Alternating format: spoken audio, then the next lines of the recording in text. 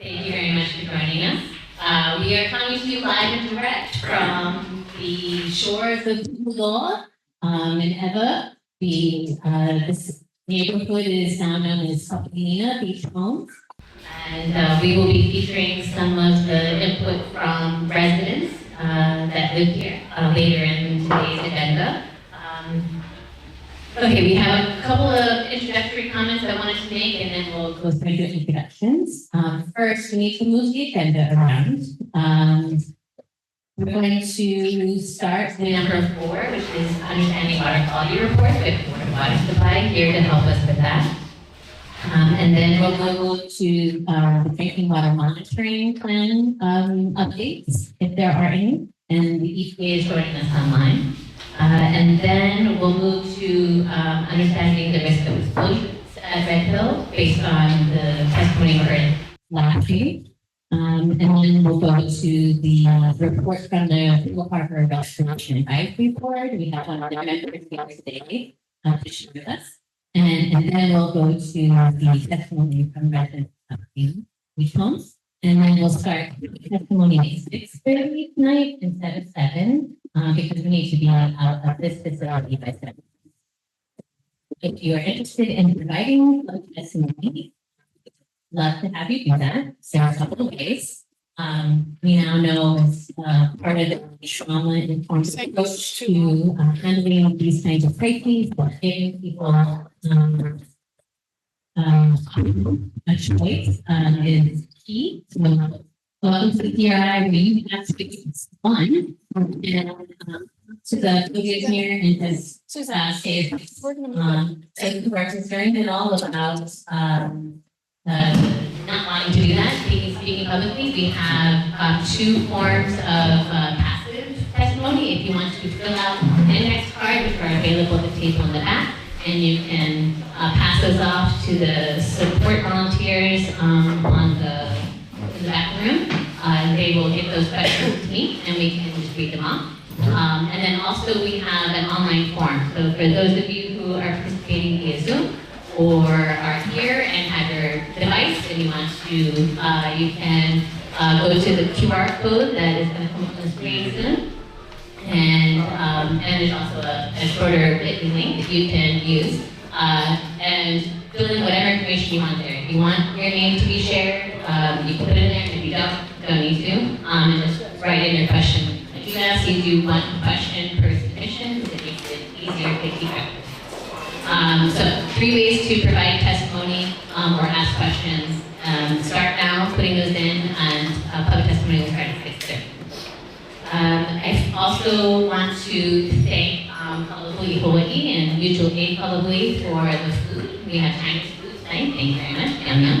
And let's see what else. Oh, I want to also welcome our newest CRI member, Mai K. Hall. She's attending online, and we'll go through and do quick introductions in a minute.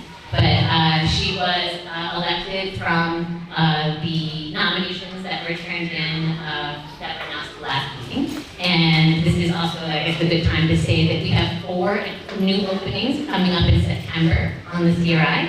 This is a way to have healthy transition. And so if you are interested in perhaps serving on the CRI, please go to our website. We have a Google form to submit nominations. There are 4 seats that will be open. One is a directly affected community member.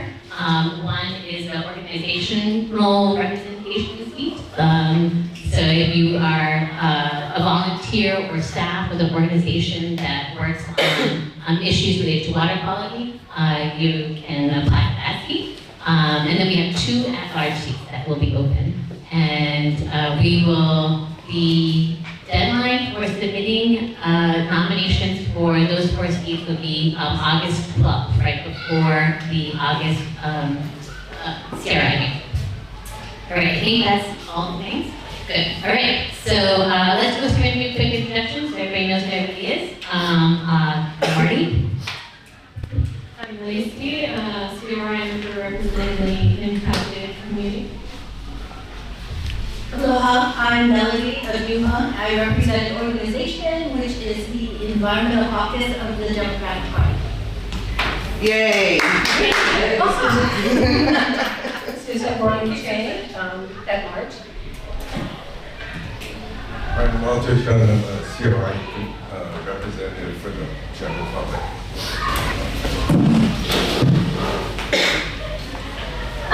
Aloha, Yulima De Costa, representing Oahu at large.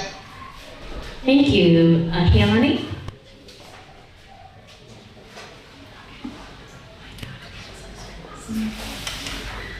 I think Kealani might be frozen. Hello, my name is Michael. I'm representing the Native Blind State. I'm also an active family member. Thank you very much, Mike. And then Kealani, I don't know, I think you look frozen on our end. So maybe you should call back in, but Kealani is the other Native Hawaiian speaker. She's off island right now, and I appreciate her taking the effort to attend. Can you hear me? Yes, we can hear you. Aloha, this is Mandy Find. I represent impacted families and an impacted family myself, calling in from Virginia tonight. Thank you.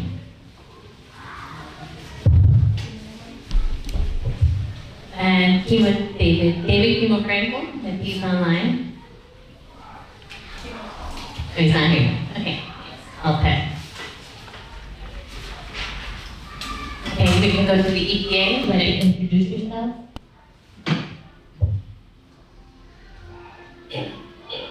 Hi, everyone. This is Amy Miller. I'm the Director of the Enforcement and Compliance Assurance Division. Jamie? Jamie Maricla, I'm the 2023 Consent Order Coordinator. Allison? Hi everyone, Allison Fong. I'm the Assistant Director in our Land Chemicals Redevelopment Division over the RCRA programs. Matt? Hi, Matt Cohen. I'm the 2015 AOC Project Coordinator. And Claudia? Hi, Claudia Espinoza. I'm an environmental engineer in Region 9 Stream Water Section. Thank you. I think that's it for EPA. Thank you very much. Thank you very much. Jamie, will you be able to? I was just saying, we have a couple folks in the room there that might want to I'm Alejandro Diaz. I'm the press officer for EPA. This is facility closure. Thank you. Okay, we can move to the first agenda item, which is the water quality report from the Board of Water Supply. Susan, can you pass this line?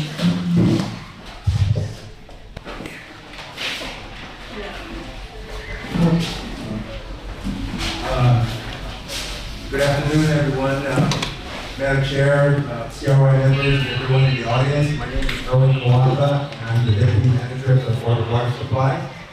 Also with me here today is Ron Fenstermacher, Acting Program Administrator for Water Quality Division, and Kirk Yomoto, the head of our chemistry lab. So today I just wanted to just quickly go over our water quality report. This is a report that we publish once a year. It's required by the regulations. It's designed to tell you where your water comes from, what was found in that water, and how what was found, how those values compare to the regulatory standards for safe drinking water. So what we have here is just a sample report that we distributed hard copies here in the room. We also have extra copies back at the table for those who like to copy. And then we have online, on the screen for those online, that we're going to use this as a sample. So at the very top, and I'm just going to walk through this very quickly so that you know how to read the report. So at the very top left corner is showing the location that this report applies to. Just below it is a table that shows where the water comes from. So in our case, we have a number of wells, shows you the name of the well, and what kind of water it is, and then whether any kind of treatment is performed. Right below that table is what's called the primary drinking water standard. All those regulated contaminants and what we found in them, and how those levels that we found compared to the standards.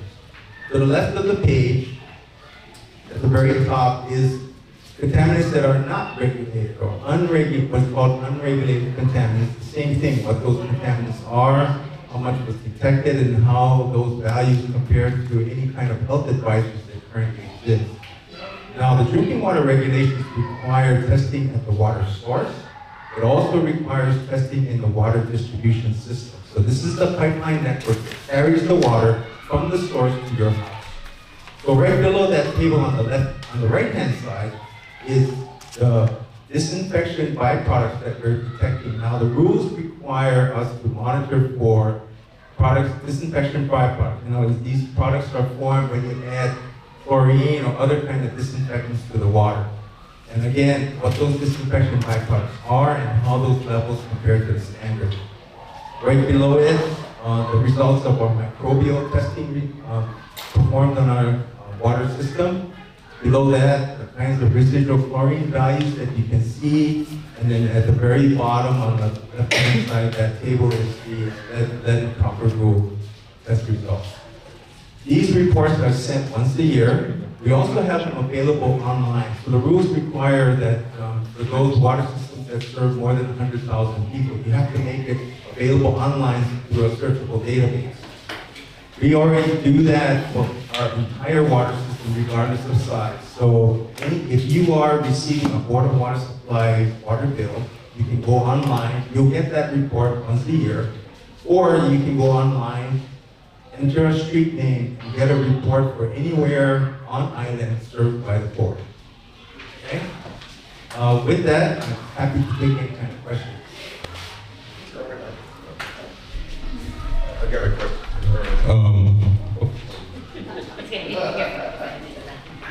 Hello. Okay, so I'm sorry. So the data that's shown here, is it based on a series of report of samples or samples taken from?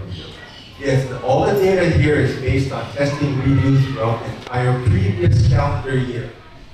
So that's what this is based on. So the previous January to December, testing that we do for all of our water sources, all of our distribution systems, that data is reflected in this report. Yeah, I had a kind of two-part question. On the section where it talks about the unregulated contaminants, in the parentheses it says, they have limits, but they do not have limits, but they require monitoring to do, that's part one, to explain why that is. And then part two, if you could use one of them as an example, such as the chromium, to kind of explain what that is. Okay, so I can take a chromium is on this particular report, it shows hexavalent chromium. It occurs naturally. It is something that we're conducting regular testing. It was something that was started or required to do a long time ago under what's called the information collection rule, and we just go keep doing the testing so that we can provide long-term information for individuals so that they can see what their levels are. Now, the other main point here is that the report shows what was found in the water. So the rules regulate somewhere in the neighborhood of about over 90 different kinds of different contaminants. So of that, you're not going to see some here because we didn't collect it.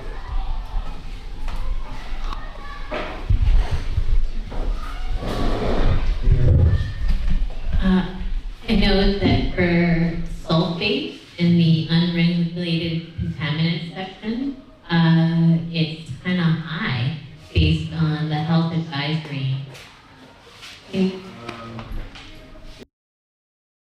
Another example, the sulfate amount that was found ranged from a minimum of 19 milligrams per liter up to 23, and health advisory is 250.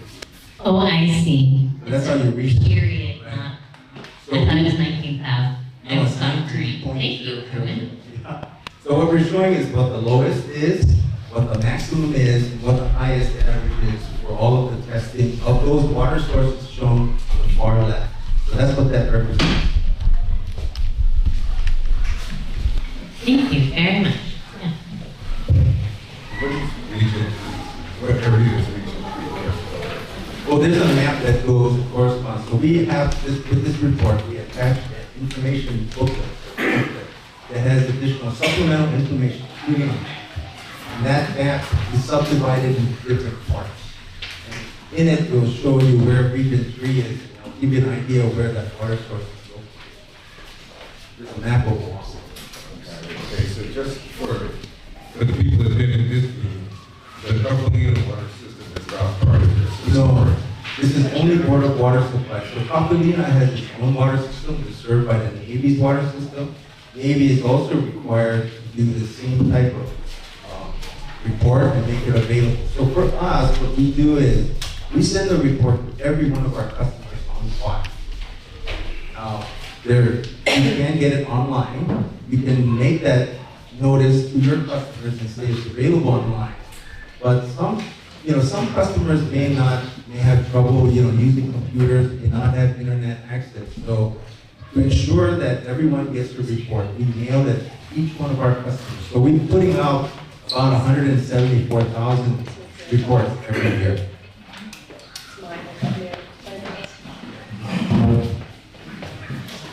Erwin, given the new reality that we live in with contaminated water, would it make more sense, or is it even an option to do this kind of testing and reporting more frequently? The EPA regulation, the Consumer Confidence Report regulation, has recently been revised. So now, starting in 3 years from now, you're going to have to get the reports twice a year. You'll get one in July. This report is sent out in July. But now that new rule is going to require one in July and one in December. Okay, thank you. June. My name's Melanie. Aloha, Erwin. I looked at your report. It is disclosing that you did look at Cuneo Wells 1 and 3. About a year ago, we did investigate Cuneo Wells 3 and 4. Apparently there were findings of PFAS. I don't see anything of that nature on your report. And since the EPA has come down now with a very, very strict standard of PFAS, I'm just wondering why is it not considered in your report? And I'm actually surprised that you have it on Cuneo Wells, because I thought that was private versus board water supply. In Cuneo Wells, the board has our own Cuneo Wells. Again, as a reminder, this reflects the testing done in the previous calendar year. So the data that we collected for that year didn't show it, so it doesn't show up. But going forward, there are rules that require us to do PFAS testing. Those results, when they come out, are going to show in subsequent reports that actually have come out later on. Now, in Cuneo, there is a private water system that doesn't belong to the board. We had PFAS that was found. That system was, the sources belongs to the Army. But for the board's water system, yes, we do have wells in Cuneo as well. So in subsequent reports, it'll be. It could be there if we find it. That's right. Thank you.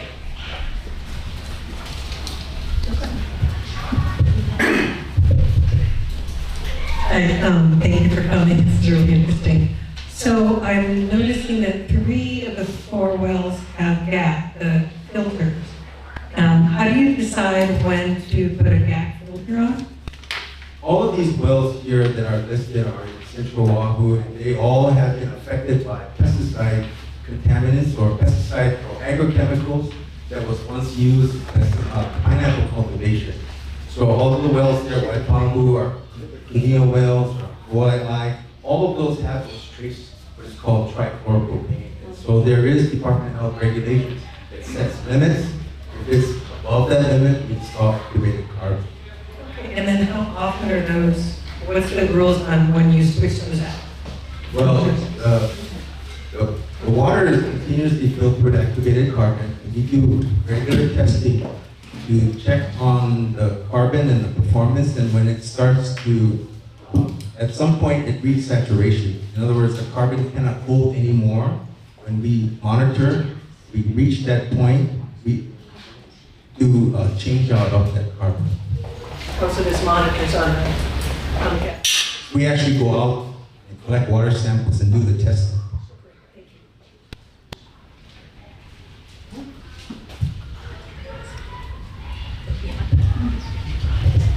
Thank you, we're just wondering, because you just said that you, Board of Water Supply, you do your own testing.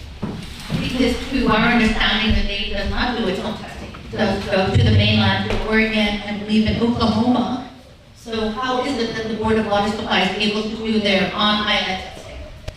Well, Melody, some of the testing that we do ourselves, but there are a number of contaminants that's regulated, that require monitoring, that we don't do. So we actually do send our samples out to contract laboratories on the mainland also. Okay. What's the turnaround time for those? It varies depending on the contaminant. So some of the more complex ones can take about 2 to 3 months. Some of the more simpler ones can take less than that. The monitoring schedules are varied depending on the contaminant, how much you, whether you find it, and it can be either quarterly or it can be annually. In some cases, it can go once every 3 years. It's based on how often you find it. So for many of our contaminants, we don't find it. So we're on once every 3 years testing.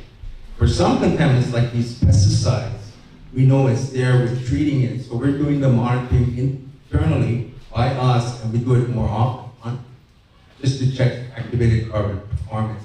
So it varies depending on the contaminant. Based on the Red Hill contamination, do you anticipate changing Board of Water Supply's approach in any way to this kind of testing? Well, as far as Red Hill is concerned, we are doing testing of our wells that are in close proximity to Red Hill, and we're doing it on a weekly basis. And we're going to continue to do that. We've done it ever since 2014 when the leak first happened at tank number 5. And we've actually increased the frequency after the November 2021 incident that happened at Joint Base Pearl Harbor. So we have a number of wells that are what we call 5-well stations that are in close proximity. As you know, 3 of them have been shut down. Halava Shaft, Halava Wells, and Aya Wells all have been shut down. So we continue to monitor those even if they're shut down, because we know groundwater is moving and we want to check on whether we're seeing any kind of contamination with that groundwater movement. How is it going? Do we see contamination? So far, so good. In terms of, we haven't been detecting any kind of petroleum contamination, but very recently, we actually detected PAHs, or polynuclear aromatic hydrocarbons, in our IAO well. Wait, say it slower. What? Polynuclear aromatic hydrocarbons. It sounds awful. What is that? It's a complex chemical that can be present in fuel. Yeah? And so we actually found it in our IAO wells. We actually had a single incident. We reported the data, and we actually have that data on our website. So you can go on our website. We have a letter that we sent to the Department of Health and EPA. We reported all the numbers that we found, and then it's available so you can see it. But IAO wells right now is shut down. Okay. Yeah, that's what my mom. Yeah. So it's not serving any water to our system. And is your theory that this polynuclear thingy comes from the Red Hills spill? Like Well, at this point, we don't have enough data. We think what that data really says is that, number one, it's important to characterize the nature and extent of the contamination at Red Hill. Study the groundwater, study what's kind of contamination there. That's some work that the Navy and in collaboration with the regulatory agencies have been doing. And it's ever important to get that work done so we understand, that movement and the extent of the contamination and how it's actually moving, if at all, the groundwater. That's number one. Number two, monitoring is essentially important because you could actually find something and not know. So in the case of IAOL, we just happened to collect a sample and we actually detected. But think about if that well was actually in service, that water would have gone into the water system. So it really demonstrates for us the importance of it actually reaffirms the importance of shutting down Halawa Shack. Until we know where that contamination is moving, the nature and extent, that's so important. Until we can know that, we're not going to be turning on Halawa Shack anytime soon. Thank you. Last question then. Hailani has a question and then we'll. Wait, I have so, on this particular question, if people are concerned, how do they stay up to date? Will you post an update to your website? Or will you distribute information in some way if people want to keep track of the development of this? Well, you can look at our website. We post all of our laboratory reports on the website. If we do have a situation, like in the case of Bahia Wells, we will notify the regulatory agency and then, take the steps thereafter as to what the regulatory agencies prescribe. We will do it. But because the wells is shut down, it's not a concern. But if there's questions, certainly people can email us, they can contact us if they have questions. Take a look at our website. We post the results there. Thank you. Okay, I'm going to go to Hailani online. Thank you, Erwin. I have a question. My question is that spreadsheet you showed us, is any of those things like the fluoride and the any of those substances that are detected in the water, are any of them naturally occurring? Yes. Like, can they come from some kind of natural occurrence? That's my first question. And then the second question I have is, and if so, which ones? And then the second question I have is, you folks always do your own testing. Do you ever rely on Navy's tests, or do you always make it a point to do your own testing? Thank you. Okay, thank you for the question. First, some of those contaminants do occur naturally, like fluoride, for example. It occurs naturally. The levels that are shown there are all compliant with the standards, and so they are very safe as to the amount that's present there, number one. To your second question, we do all our sampling and testing on Board of Water Supply as well, and those results we make it available through this report.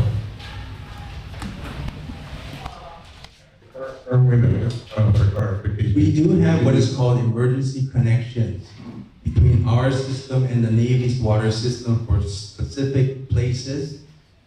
All of those connections are right now valved off and disconnected. And we only connect it when there is the Navy's experiencing an emergency, and then we actually make that connection and turn the valve on.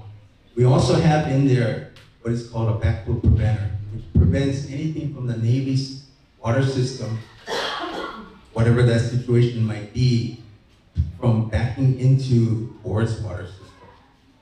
So, I assume you control all the blocks on the system for your system.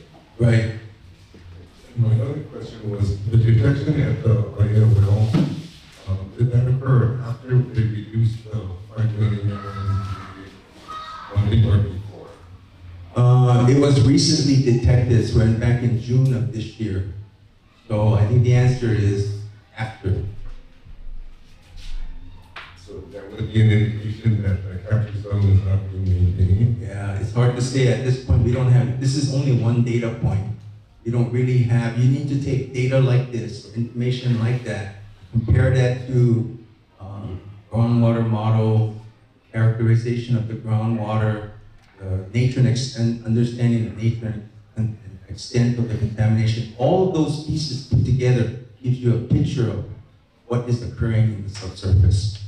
Okay, so that's the result of your samples. But I guess my next question is for EPA. And if that's a possibility, are you guys monitoring it, or how do we know that what they're doing is maintaining a capture zone?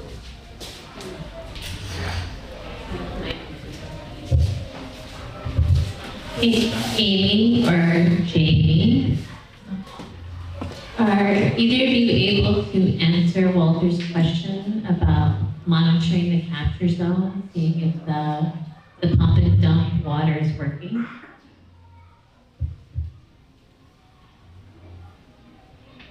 The question is if the EPA is monitoring the capture zone. Okay, thank you. I appreciate Rosalie's question. So one thing we did want to point out is, thank you to Board of Water Supply for explaining the recent detections that they found. We just received that letter earlier this week, just 2 days ago. So we will be following up with the Navy about the detections of the PAHs and having that conversation and making sure that we understand if there is any connection with the Red Hill site.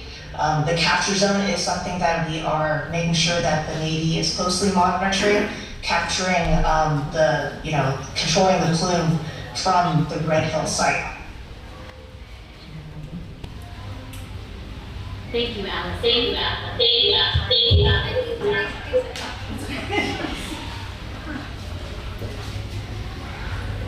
This was Walter. So the detection was a month or two ago. And I guess the concern is how confident are you that the Navy is maintaining that capture zone? And we got one sample, one data point, as Erwin pointed out, but I don't want to sit around waiting until we have 10, 15, or 20 data points to find out that the Navy was not able to maintain that capture zone.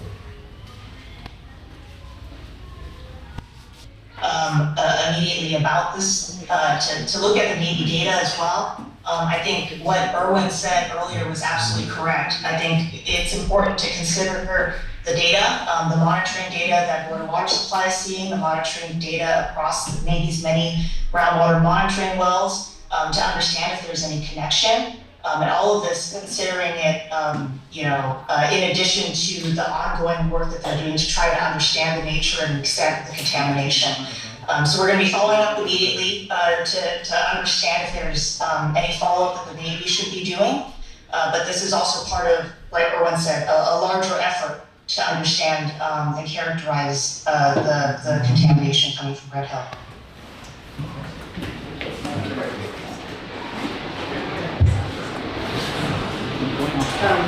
Hi, this is Susan from the CRI. I just wanted to point out, if the Navy was coming to these meetings, maybe they could answer that question. Yeah. Good idea. Okay, so I'm just going to make a comment. I've been sitting on the CRI since the beginning, and it's been like 9 months, 10 months.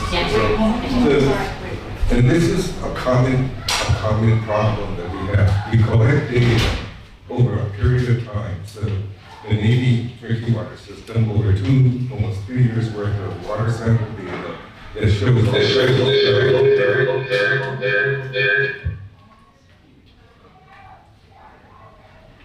and people are still getting sick when they're drinking that water. So if we still keep collecting data, we're going to evaluate it. In the meantime, the harm that's done to our people, to our environment, continues. And at what point do we stop and say we need to stop and actually take some action that is worthwhile, that is effective, especially when it comes to the protection of human health and our environment. So again, thanks for bringing the information to our attention, but the Board of Water Supply is doing their own testing. The big question to EPA is, what is the Navy doing? How are you guys evaluating that data? And how are you guys doing it on a real-time basis? Thank you. So I think we need to move on to the next agenda item, but I think we'll ask Board of Water Supply to return to keep us updated on this question. And I also think it would be useful to notify the Water Commission because they have authority over the release of the water from now.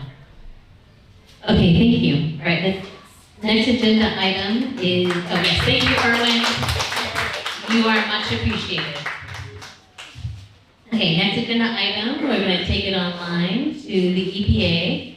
We just wanted to see how things are going in terms of the drinking water monitoring plan. So, Okay, hi everyone. So I'm just going to give an overview and then I'm going to hand it over to Claudia, who is our lead now for drinking water. So we have been going back and forth with the Navy on the extended drinking water monitoring plan.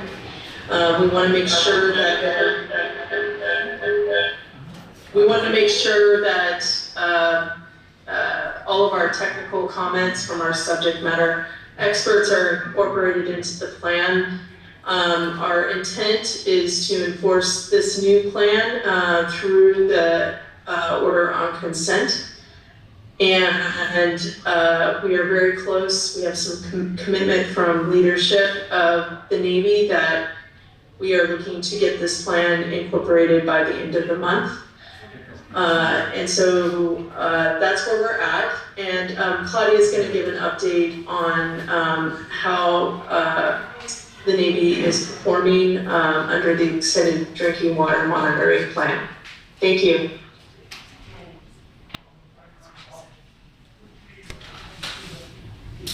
Hi, thank you. So I'm going to do a little bit of an overview of the EDWM, just to make sure that folks kind of understand some of the differences. So compared to long-term monitoring, the extended drinking water monitoring plan has a list of parameters, and we have changed some of those parameters that we are testing for. And this includes particularly 18 new volatile organic compounds and semi-volatile organic compounds in the extended drinking water monitoring that weren't included in long-term monitoring. I do encourage you guys to look at table 2-2 in the Navy's EDWM to look at a full list of everything that's going to be tested or that is being tested as of April 2024. As part of the EDWM, there's also 4 different courses of actions if there is either an exceedance or a detection of some of these parameters. Probably the most critical change in the EDWM is the COA 3, course of action 3, and that is if there is a detection of TPH or any fuel or J5 petroleum indicator compounds. And this kind of goes into a deeper analysis that we are calling Tier 1 and Tier 2, where the Navy will then use gas chromatogram and mass spectrometry to get a deeper dive evaluation of the peaks to determine if this detection is actually associated to JP5 or fuels. And then it will also perform additional qualitative evaluations of the petroleum hydrocarbons through a fluorescence laboratory to get an even more deeper dive and understand what are these constituents. So as far as detections, there have been 4 detections since the beginning of the sampling period for EDWM. These 4 detections of TPH occurred on May 29th, and it was at a hydrant. The Navy did notify EPA, and they did provide a technical memo summarizing their investigations, going through this tiered system, Tier 1 and Tier 2.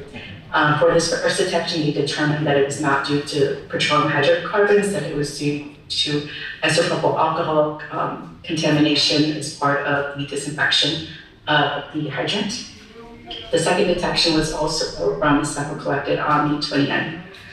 That was again at a hydrant, and this similarly went through the tiered investigation, and the chromatograph evidence showed that this was primarily due to a lubricating type oil that was not associated to JP5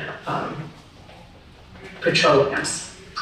So the third detection was on May 28th, and this one was at a residence in Zone D2. This was a TPHO detection only, so the oil range. And similarly, they went through the tier system and they resampled again on June 3rd and found that this was also attributed to a lubricating oil that was not related to JP5 or petroleum fuel. The fourth detection happened more recently in July. The sample date was July 11th. This was also at a resident in Zone D3. This one is undergoing the detailed analysis. Right now, we just got the notification earlier this week when the Navy received the results. So it will go similarly through the tiered system. We are planning on reviewing more detailed all of these samples that were collected in the first period from April through June of 2024 with the Navy by the end of the month and kind of make sure that we agree on their analysis and results. Another important thing to note on the third detection that occurred on May 28th at the residence in Zone D2, EPA did collect a split sample for that one area. So we are undergoing our own independent analysis. We do not have the results yet, but we are expecting them in August. And I hope that in the next meeting, we were able to kind of provide a side-by-side comparison to kind of show you what is the Navy's results versus what is the EPA's laboratory results. I think that is the first question, more on kind of the updates of EDWM. I believe that there was another question on how are we improving the data collection. So part of that is the EPA split samples. We are committed to performing independent split samples during the extended drinking water monitoring. And the Navy does collect samples for us and sends it over to the EPA certified laboratory in Corvallis, Oregon. And also a subcontract lab that is located in Fresno, California. So just a summary of the split samples collected so far. EPA has collected 122 split samples that started in April of 2024 of this year, and we have received the final results for 69 of those samples from April 24th through June 10th from the EPA subcontract laboratory. We are still, and the results are mostly from SPOCs, and there have been some detections that we have seen, primarily in naphthalene and 1-methyl-naphthalene and 2-methyl-naphthalene. And we are working on creating a dashboard so that we can publish all of our results over for public review. We are still awaiting some of the results though, primarily from our Corvallis lab in EPA. So those are the volatile organic compounds, the TPHs, total organic carbons, to name a few. And we are hoping to get all of those results available for us in August as well. So in addition to performing split sampling, EPA is also exploring an auditing of the Navy sample collection procedure because again, as part of this sample, the Navy is still collecting these samples for us. So we are looking into conducting an audit of their sampling and sending out experts to make sure that the process is following what we believe are standard methods and also what we have agreed to in the EDWM, and then providing another layer of assurance to make sure that the data that is being collected and reported is accurate. So that is kind of what I wanted to share with you today. Are there any questions? All right, there are a lot of questions, Claudia. This is going to be a challenge. Okay. You have one? You have questions? Sure. Okay, we're going to start with Walter, and then we'll go to Lacey, and Melanie, and then let me know if there's anybody online who wants that question. All right, so I mentioned earlier, in the last 3 years, we've been taking a lot of water samples. And the primary purpose of these water samples, as far as the Navy and EPA is concerned, is to make sure that the water does not contain a P5 or later on petroleum products. In the meantime, people are getting sick, people don't have drinking water, and we're still messing around with taking water samples, trying to figure out how to do the analysis properly or how not to cross-contaminate them or whatever. The real issue here is if you're only going to take water samples and you're only going to be looking for TPH and petroleum products, you're not looking at anything that can cause the illnesses and the problems that people are having with the water. So when are we gonna get out of this box and stop looking for just petroleum products and maybe look at the illnesses that people have had and relate them to any of the other possible contaminants that are in the drinking water? Okay, thank you. I'm gonna try to repeat the question just to make sure I understood. But I think what I heard was that we are looking right now at JP5 and petroleum fuels, but are we having a broader look at the water quality as a whole beyond just the JP5 and petroleum fuels? I think that's what I understood. Can I just get a thumbs up just to make sure that that's what I heard? Yes, okay, thank you. Perfect. So there are other constituents beyond just the petroleum and hydrocarbons that are in the table that we are looking at for other water quality parameters. And we did change some of these parameters based on our learnings to long-term monitoring. So long-term monitoring, we did have another slew of parameters that may have not made it into EDW because there was not a significant or any detections.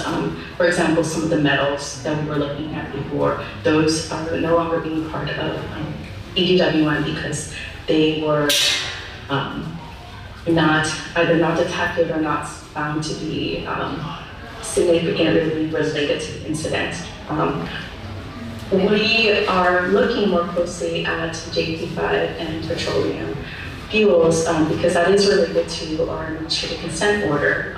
So our administrative consent order does kind of focus in on the release that occurred on November 2021. So that is the focus of the EDWN, but we are looking more broadly at other parameters as well to make sure if there are any other issues of the water quality that we are targeting those as well. And some of the other COAs that are in the EDWN does kind of provide corrective actions if there are exceedances of some of these other water quality parameters, in addition to what the Navy is sampling for their regular compliance, which they are required to continue their regular compliance sampling to meet safe drinking water standards.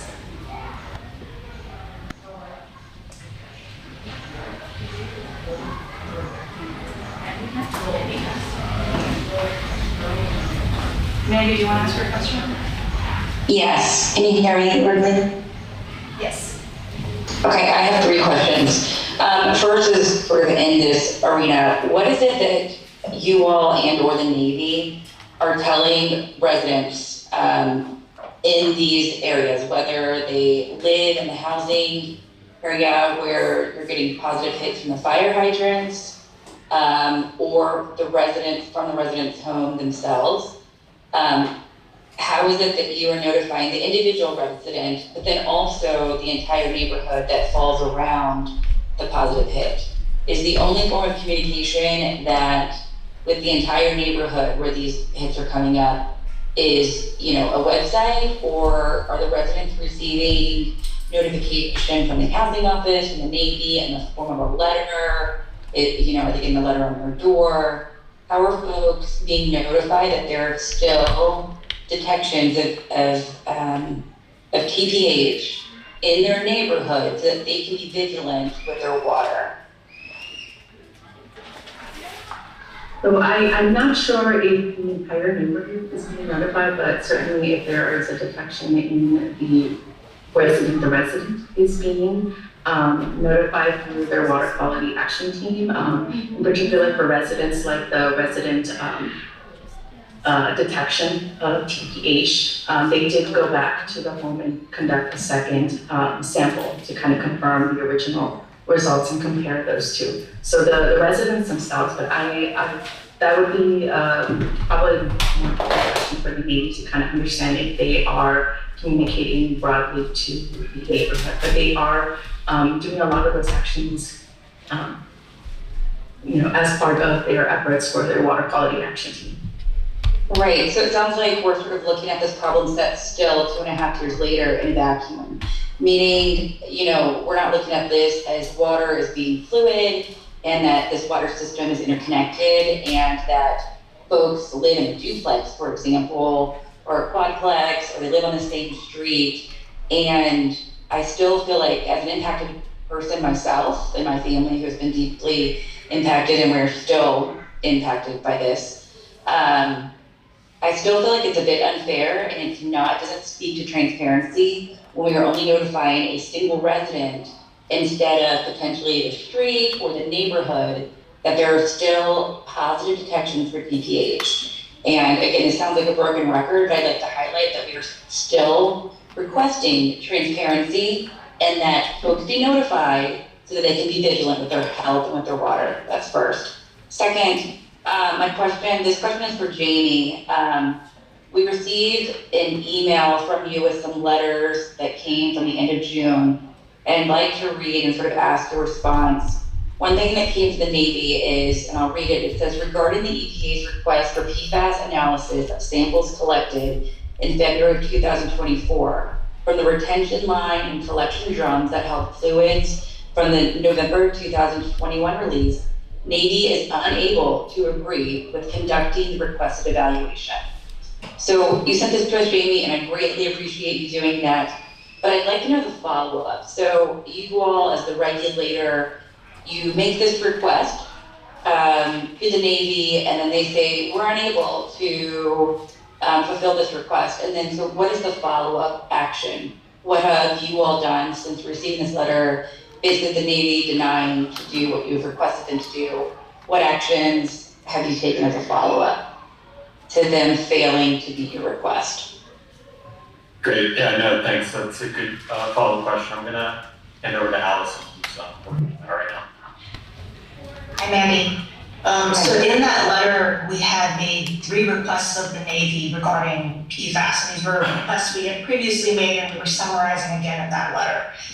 The first was increasing source water sampling, so the used. Hey, Allison, not to cut you off, but I'd like you to address my specific question. I'm tracking, and we all have access to the letter, but this is the one where they refused to meet your request, so if you could just address this one, I'd greatly appreciate it. Sure, I just wanted to provide a summary in case people hadn't had a chance to review the letter.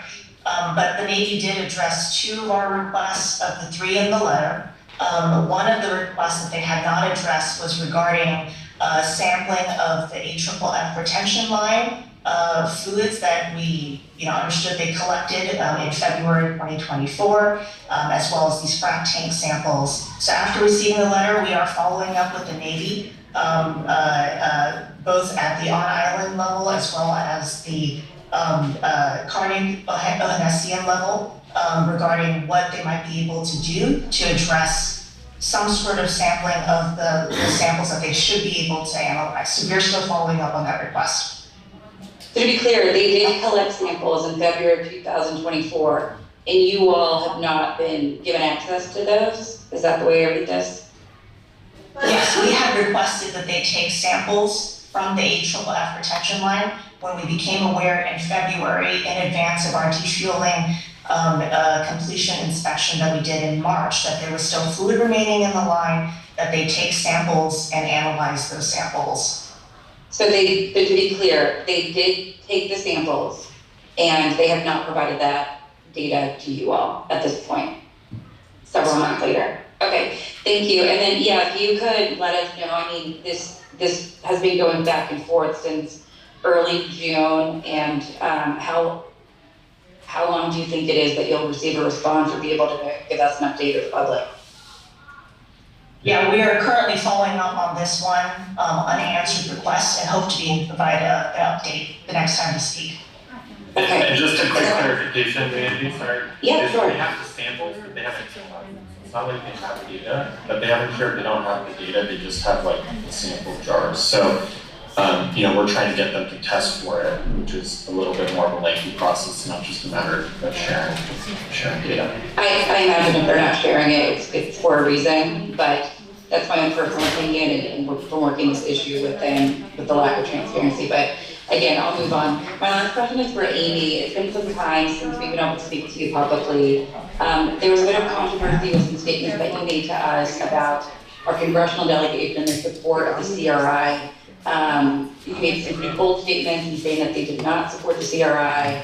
That obviously came out in the news, and the congressional delegation had, a different take on that. Could you please clarify why it is that you told the CRI that, and sort of where we are now with the support from the delegation, and where we are moving forward with the CRI in general? I think you need to talk to the congressional delegation if you have questions about their thoughts and opinions. Thanks.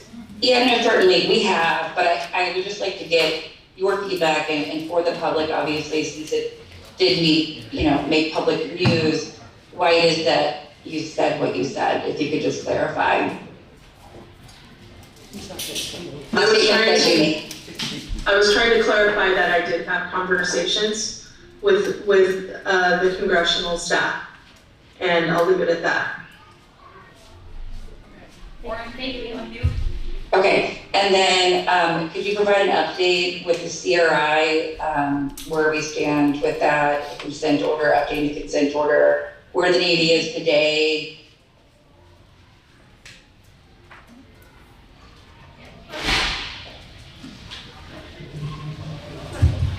And you're on mute. Sorry about that. Yeah, I can give that today. So we are in discussions with the Navy concerning the revisions of the order on consent. We will be releasing a statement tomorrow, but what I can share with the CRI members today is that the intentions of the parties are to replace the twice quarterly CRI meetings with one quarterly CRI meeting. This obligation will require continued input from the CRI. The Navy and the DLA will not be obligated to participate in the CRI until the ground rules are adopted, including the use of an EPA-provided facilitator to ensure productive meetings. Hawaii Department of Health will continue to be invited, and the meetings will allow the CRI and the public,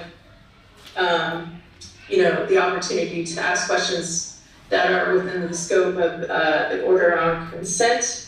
In addition to the CRI meetings, we are trying to diversify the community engagement requirements, including requiring topic-specific webinars on topics that are relevant at the time, once a quarter.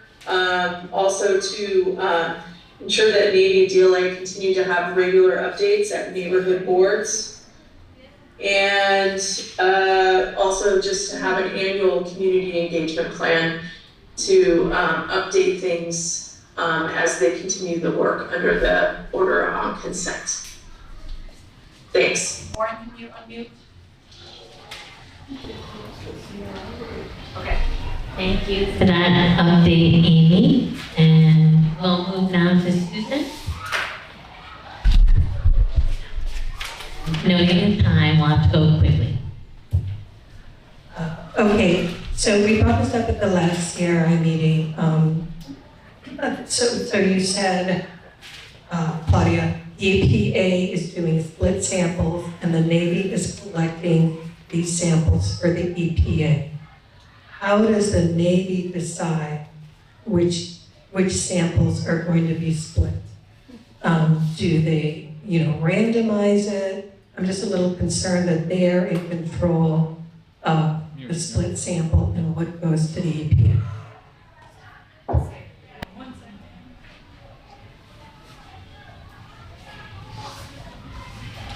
Yeah, so it is randomized. We don't know when we're collecting the samples, what the results are going to be. So kind of out of those 4 detections that we've had since beginning EDWM, we have collected a split sample for one of those.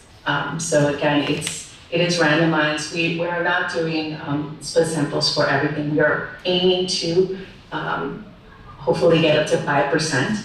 So for us to get 1 out of the 4, that we're pretty happy about that. And then this is the intent of that. We wanted to be able to get a select group and compare them to understand and make sure that when the Navy is doing their detailed analysis and determination, that we can do that as well with our own experts to compare. So that's what I'm hoping to be able to maybe present a little bit more to the next time, once we have those results back from that one split sample that we did collect, that there was a detection for. Oren, can you unmute? Thank you very much, Allison. Okay, I think we need to move on. Can we handle the question about explosions in 3 minutes? You wanted to say something? We can do a little bit of both.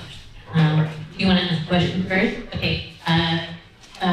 Jamie, Andrew, whoever's on deck for explosion questions. Thank you.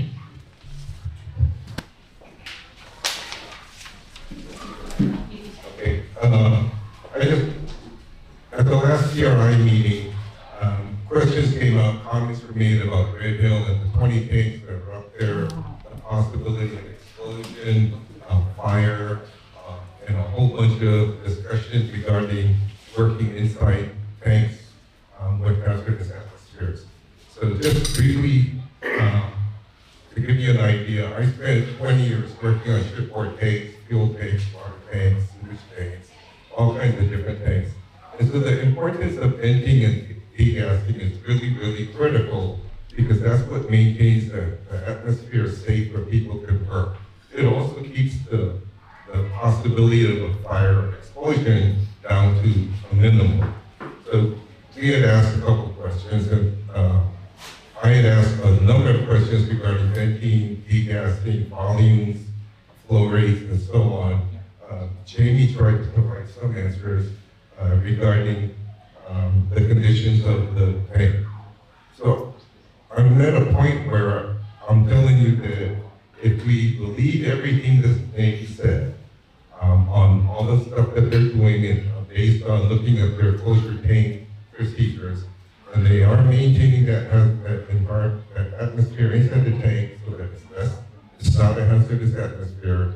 They're meeting all of the OSHA requirements just for them to allow people to go in and out. The possibility or the probability of an explosion in the tank is somewhat minimal. Is it possible? Sure, it's possible. But if they maintain all of the conditions that they say they're doing, then hopefully it would be safe for all of the workers. Yeah, thanks, Walter. I'll just echo some of those sentiments there too. Before any work would go inside of the tank, there needs to be a marine chemist who, Drew Cease, facility closure, US EPA Region 9. So yeah, before anyone goes inside of the tank, a marine chemist needs to certify the tank as gas-free, and so part of that gas-free certification looks at the flammable vapors that are inside the tank, and that's measured with something called the lower explosive limit, the LEL. And so the LEL is kind of a measurement of the minimum concentration of flammable vapors in the tank that you would need to have an explosion. So anything that's below the LEL means that the risk of explosion is very minimal. So Navy has this gas-free certification from a marine chemist. So we know that the atmosphere inside the tank is going to be well below the LEL. Also, the cleaning contractors who are working inside the tank are carrying air meters with them. There's constant fresh air being pumped into the tank, and that a number of the equipment that they're using is explosion-proof rated. So there's layers of precautions that are taken on to minimize that low risk of explosion.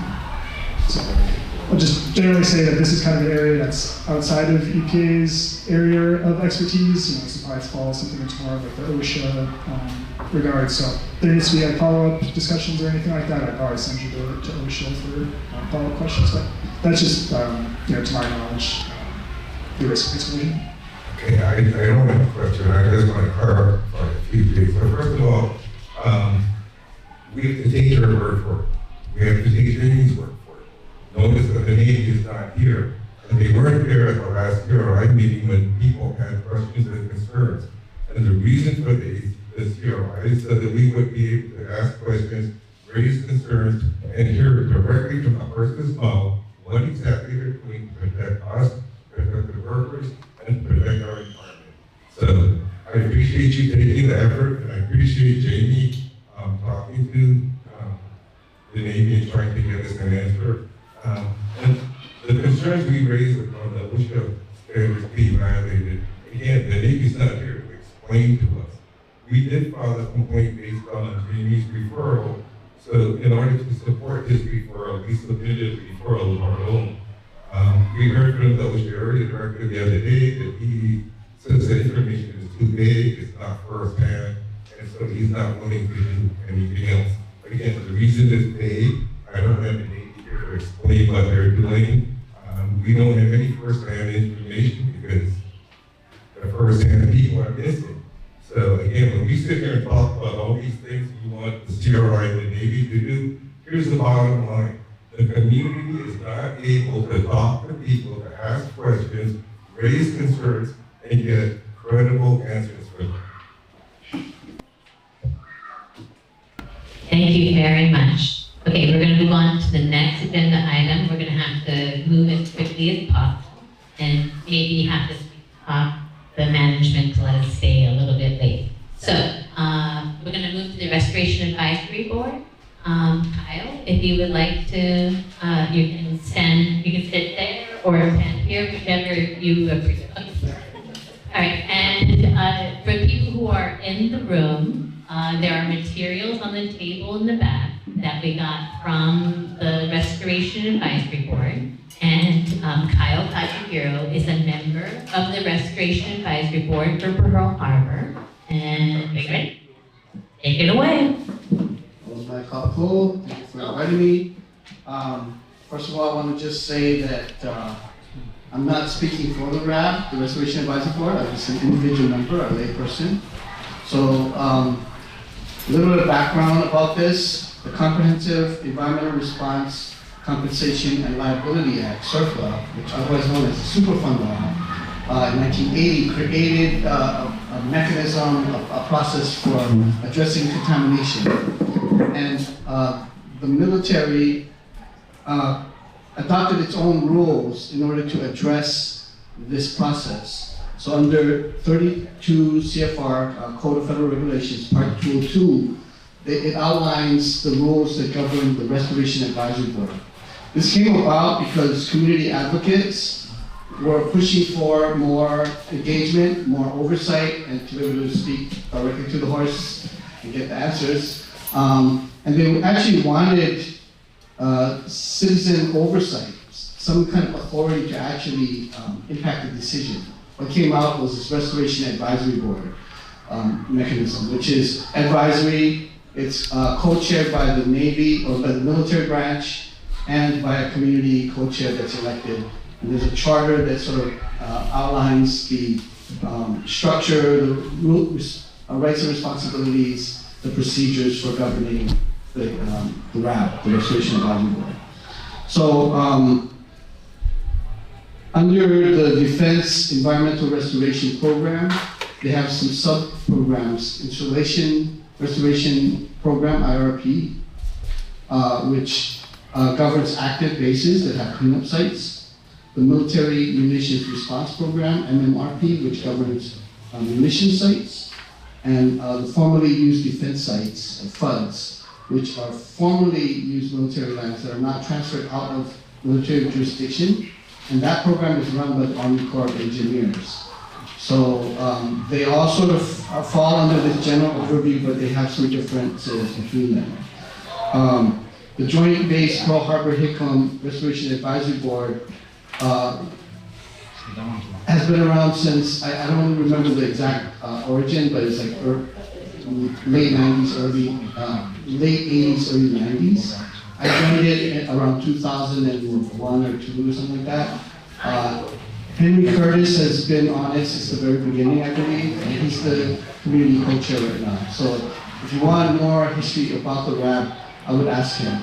There used to be 2 RABs for Joint Base Pearl Harbor Hickam. Hickam had its own under the Air Force, and the Navy did the Pearl Harbor one. But after the bases were combined, they created a joint RAB. And I would say that the Air Force RAB was much more transparent and creative in their responses. And they were willing to take us on site visits. They would employ creative techniques of remediation. Navy has had a much more close culture about their process. So some of the frustrations that you all are dealing with, it sounds very familiar to us. At the last RAB meeting, we hadn't had one since I think 2001 or 2, so it's been a few years. COVID was part of it.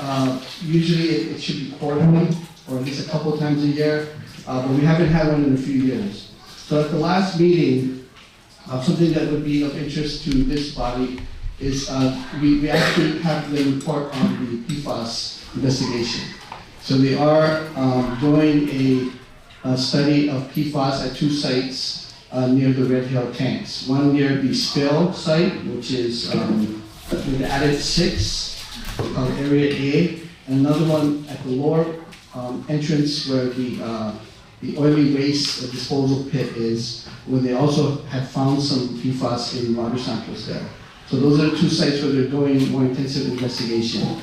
They're at a phase what's called, and under the RAB, they follow this process of preliminary assessment, site inspection, PASI, remedial investigation, and feasibility study. So they're at the phase of doing the RI, the remedial investigation. So they're doing drilling to put in more wells, they're doing soil sampling, and then they're trying to figure out what they can do about this contaminant, where it is, how much is there, and what they can do. The feasibility study is where they start figuring out what it's going to cost, and they start making some cost-benefit analysis. It's always been frustrating from a personal perspective that the risk assessment always leans towards cost efficiency as opposed to a more comprehensive response. And so we've always pushed for precautionary principle, at least I have, but that's not what they're required to do. So, let's see. The other thing that would be of interest to Kapolina residents is there's a military munitions response site just offshore here. And if you look onto the beach, you'll see the signs that say, watch out for unexploded ordnance in the waters. We did a site visit after the RAB meeting and visited these signs. And that's the remedy. It's considered an institutional control. And so by putting up a sign, you're warning people, and so it lowers the risk calculus. We asked why they didn't remove this stuff. They said it's too old, and a lot of it has been grown over with coral and other things like coralline algae and stuff. And so it would be more damaging to try to remove it than to let it sit there and just keep people away from it. So that's what we have offshore here, folks. Let's see. There's possibly. I mean, but it is. You know, these are like World War II era munitions. They're cemented into the reef at this point. So they become part of the structure of the reef, and so it'd be really hard to get rid of it. This is a problem out in Waianae as well. Off Ordnance Reef, the sewage treatment plant. Those are some of the signs. Find a list. Yeah, they're all along the beaches there now. And so this constitutes a form of remediation, institutional controls. So, just to clarify, so there are old bombs that are on the reef right out here in the water, and if we touch them, they could explode on us. So don't touch them, and the only way you can know not to touch them is because you entered the water by one of these signs, which you actually read and registered that there are bombs in the reef.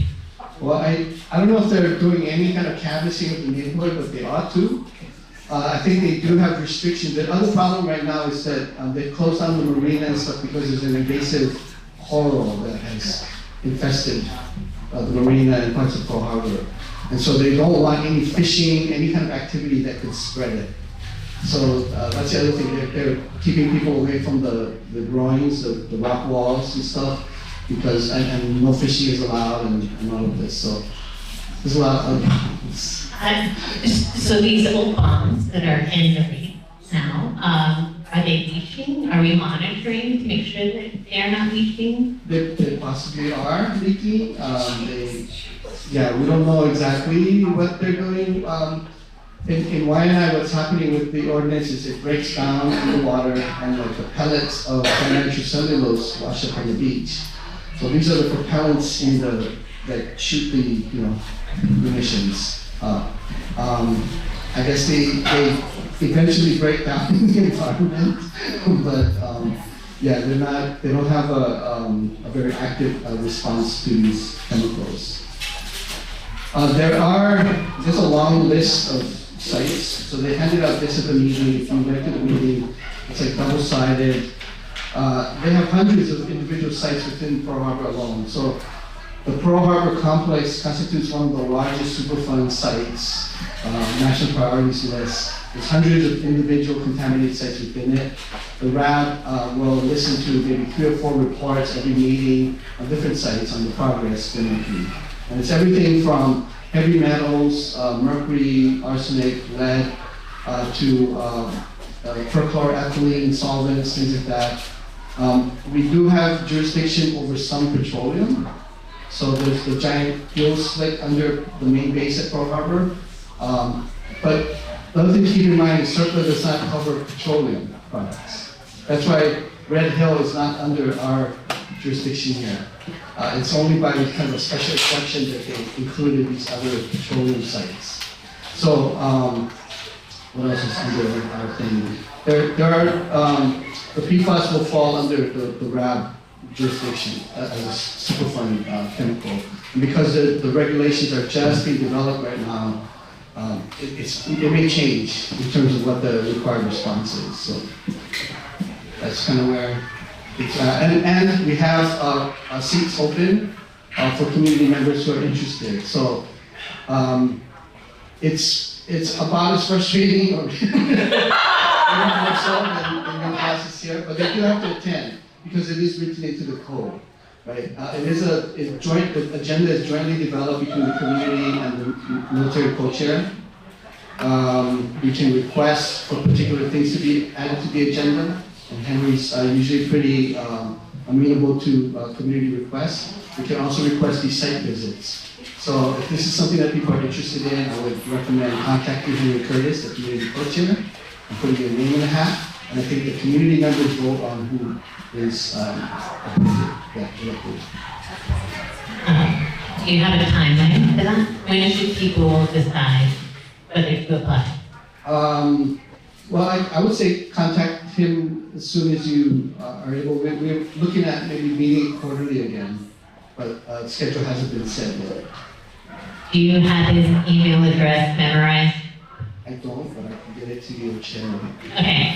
I think what we'll do is on the CRI website, we will post information about the RAD. If anyone is interested in applying, they can go through that portal. Thank you. I have requested, they used to post the minutes and the reports on the website. After September 11, they took it all down. And so I asked them again if they would put those up because people need to see the minutes to get to track the discussions. These reports, the briefing sheets are important for understanding what's going on. And then the technical reports are in the library. So I think Pearl City Library is one of the repositories. Hamilton Library at UH 101 is another one. So if you want to dive into that stuff, it will be there. You can, Could you say a little bit about how the choice the Navy has taken for how to manage RAD sites has affected people's use of the environment, fishing, swimming, diving, eating the food that they catch? I think they do their process to compliance, not necessarily to what's safe or from a community standpoint, the common sense thing is like, is it safe? Can we drink it? Can we eat it? Can we play in it? And I don't think that that's necessarily the standard that they're using. So if they put up a fence and a sign that says don't go here, that counts as a control that that lowers the risk calculus, right? And so this is part of the problem. We have sites like across from IAEA Elementary School where there's diesel and perfluoroethylene in the groundwater. It's not an aquifer that's being used for drinking water. So they're saying, okay, there's no pathway for that contamination. And even though contaminants are being detected in the IAEA Bay, they're saying that no one's drinking that water, no one's supposed to be fishing because there's scientists that don't need to fish. So therefore, it's compliant. There's no pathway for contamination. And their remediation method is a monitored natural attenuation, and that counts as a remedy. What is natural attenuation? To watch it and don't do anything, that means you take its place. So this counts as a remedy if you have these things in place. This is what the problem is, that it's not an active and comprehensive kind of response to the problem. And it's undermining people's ability to feed themselves and drink the water from the environment. Exactly. I think that's handy. Okay. Melody first and then Mandy. Thank you, Chair. Thank you, Kyle. We just heard from Board of Water Supply that the IAEA well has polynuclear hydrocarbons. And you're just saying that there is this sitting there in IAEA, this pond. Yeah, okay. Well, okay, so Is there a real, I some think kind of connection? I don't know. I'm not a hydrologist or anything like that. But what they explained to us is that where the spill occurred in IAEA is across from the elementary school, and it's a different aquifer. It's like a cap rock aquifer as opposed to the basal lens or whatever. So it's not being pumped for drinking water. But they are finding that diesel and perfluoroethylene is migrating out into IAEA Bay. So they found detections in the bay. Okay, then I have another question too, because I'm surprised that you said that the Superfund in Pearl Harbor is not covering petroleum. Right. I mean, that's what's in there. That's the. Yeah, so there's, I don't know the origin of that, but when the Superfund law was passed, petroleum products were not included as regulated substances. So it's covered under, I think under RCRA, the Resource Conservation Act, and some other rules. They include some of the petroleum contamination at Pearl Harbor in our jurisdiction by just sort of practice, but they're not necessarily required to under CERCLA and the Superfund laws. Thank you.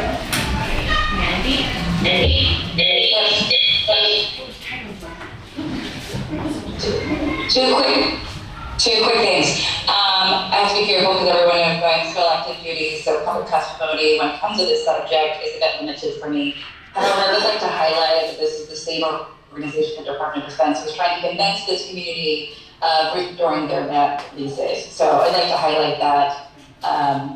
I'll just leave that there. The second thing is, thank you so much, Kyle, for being here. I'm not familiar with the RAB, I've not attended these meetings, but I just want to make sure that I'm clear that the folks who attend these meetings are members of the community of the RAB and then also members of the Navy. Did I hear you correctly? So the Navy has a co-chair, and then they have staff that participate. Oh, I can't hear you, it's muted. Sorry, Warren, can you hear me? 1 second. Okay, can you hear me? Okay, so the Navy has a co-chair, and then they have their staff, the engineers staff, the environmental staff that do the reports, the technical reports. They're not voting members of the RAB. It's only the community folks that actually vote on things. We don't actually have decision-making power, so there's very few things that we actually do vote on. They also have a list of other technical members. So EPA used to have people that attended, Department of Health, DLNR, and then there's invitations go out to elected officials in the community, other groups like that. So people can attend, it's open to the public, but who gets on the list of the RAB is who we vote in. And that's for the community members only. All the years that you all have had these meetings, they're obviously very emotionally driven and tough conversations, I imagine, that are being had in these meetings about the water. Has the Navy ever refused to participate in these meetings because the lack of a government facilitator that runs these meetings? No, they're required to have these meetings. But there are cases, I think in Fort Bragg or some other sites where they had RABs that were quite contentious, where the Navy then dissolved the RAB. They said it was not progressing and they dissolved it. So yeah, so that's a precedent that might be playing out here with the CRI. But in our case, they've participated in the meetings, they're required to under their rules. Whether it's satisfactory in terms of the answers that we get, it's a whole other question. So my question is, the only input the public has is the RAB members, or do they have public meetings? So the meetings are public, anyone can attend. So you could come and ask questions too, but they'll usually have the RAB members ask first and then they'll open it up. So when they adopt institutional controls and they finish the risk assessments, the public hearing is your RAB meeting? Yes, and they, when they have before they finalize the plan, they'll have a special meeting to take in public comment, so that would be another chance for folks to get involved. There's public comment, not public input or approval or... It's not public oversight, it's not, yeah, we don't have decision making, but we can testify and raise our concerns. I attended the last meeting, and one thing I noted is the timer that they use. So they give, whatever it is, 5 minutes, 10 minutes for questions, and it doesn't matter if the time runs out and there are still questions, they move on. And the other thing I would note, just for edification, is the materials were very hard to read, right? They were up on a screen far away and light in color and small, and then they were printed, see them, light color and small, and it was just very impossible to read. Rosalie has a slide up. I just want to show an example. So like here is one random slide from the materials that they shared. And what caught me about this, that I didn't understand until I cornered the guy who made this slide, is that this yellow box here, but this is an area of the Red Hill facility, is 18 acres. And the green dots are soil samples, borings that they took. There's 3 inches in size.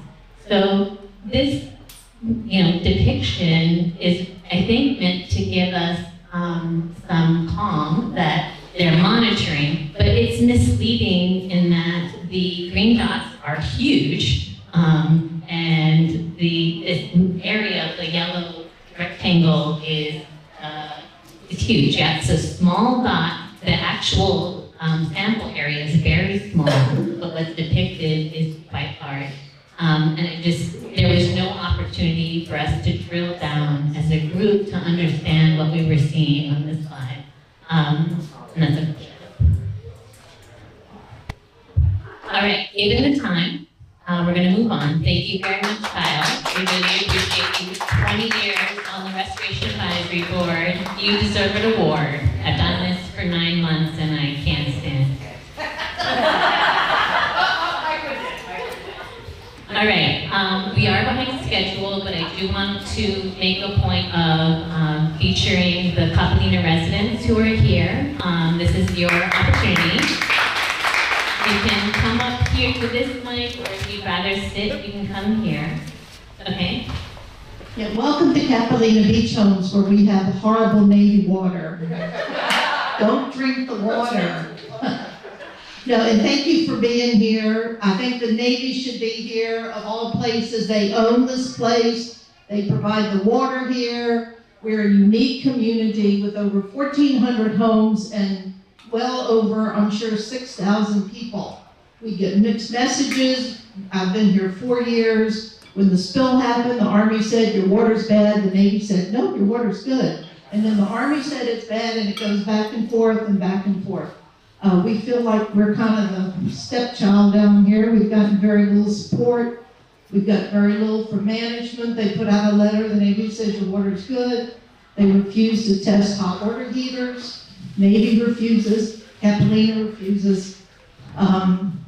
Yes, I'm glad you're here, and thank you for all that you do. I have followed you online, and you deserve awards. Thank you. And I don't know about you, I'm speaking for y'all, but I'm kind of sick and tired of being sick and tired. Here we hear they're going to change the CRI rules again, and you're going to do this, and you can't do that. It just kind of blows my mind, but I really do appreciate you here.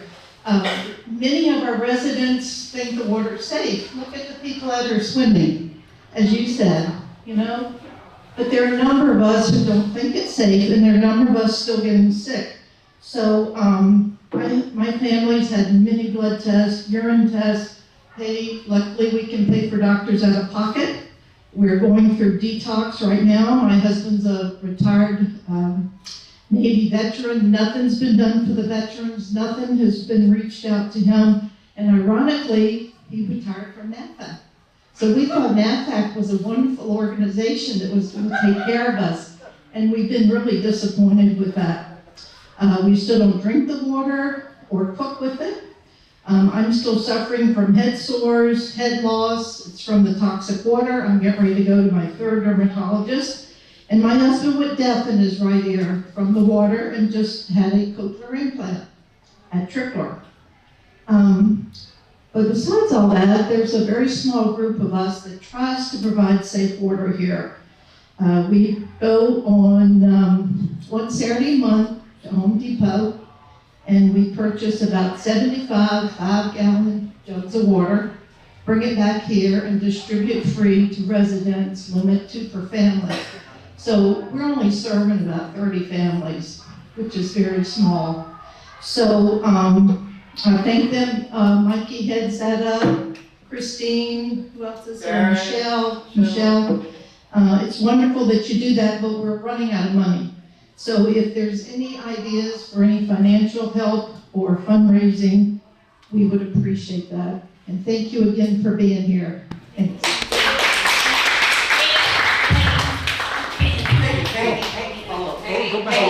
Go back to me. Yes.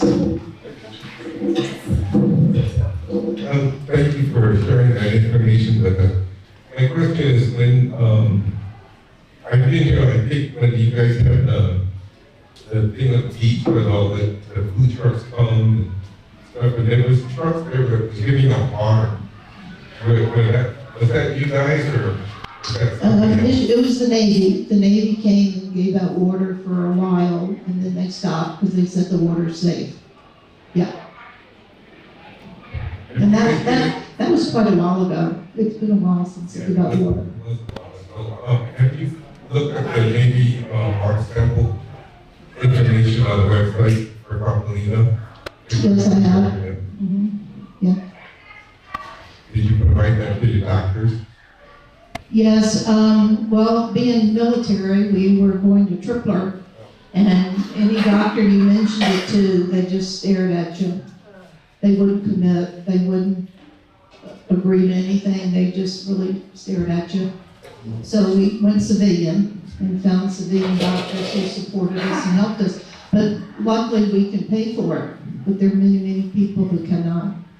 And many who cannot buy their own water. We can buy our own water, but there are many who cannot. So we really feel like we're doing what we can, but we're really underserving this community. Yeah. Oh, and no notice about the firing range and the things out in the water except for the signs you see. We've received no notice about it. Yeah. That is great. Do you know how many residents are in this area, in this neighborhood? Well, it's over 1,400 homes, so I would figure over 6,000. If you average 4 per home, and I know there are many with a lot more than that. So it's a lot of people. Okay. If the Navy were able to provide clean water, would the Capulina residents be open to receiving water from the Navy directly? I'm sure they would, because when we distribute water, when we run out, there's still people coming who want water. But 75 doesn't go very far in a community this big. Yeah. That's intense. Thank you very much. Any other questions? Thank you. Are there any other Capulina residents who want to say something?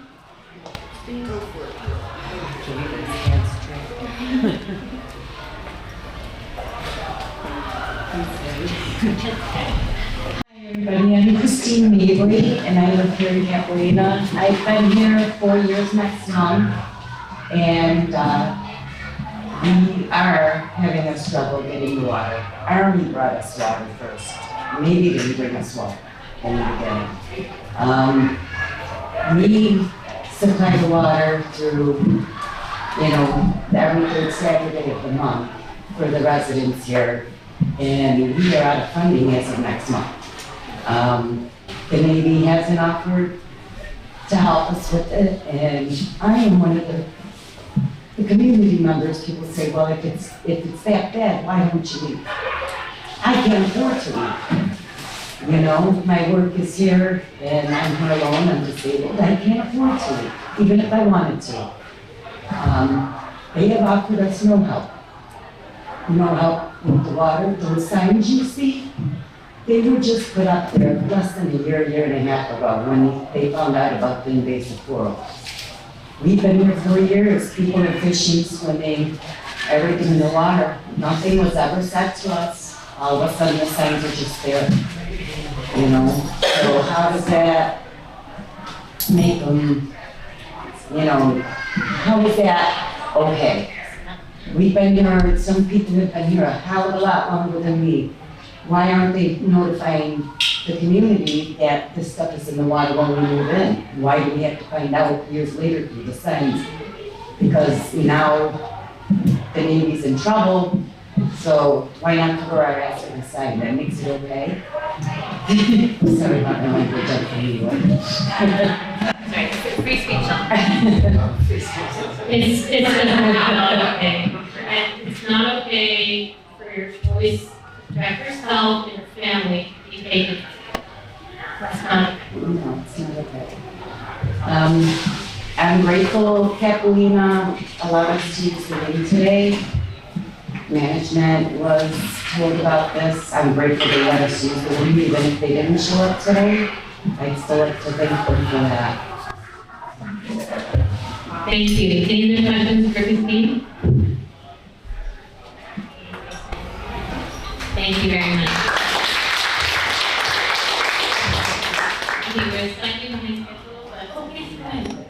Aloha. I just wanted to thank the CRI for coming all the way out here to introduce yourself. Oh, hi. My name is Michelle Poplar. I'm a longtime resident of Capulina since December 2017.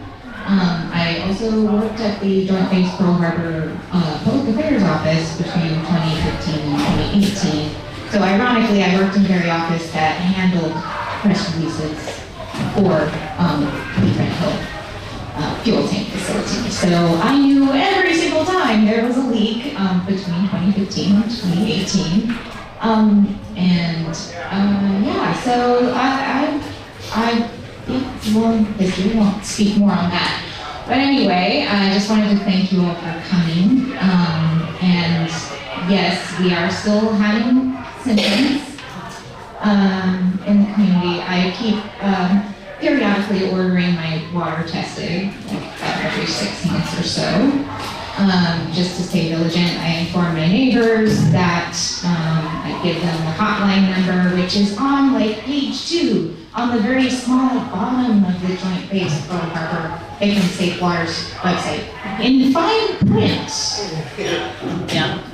The 24-hour emergency hotline.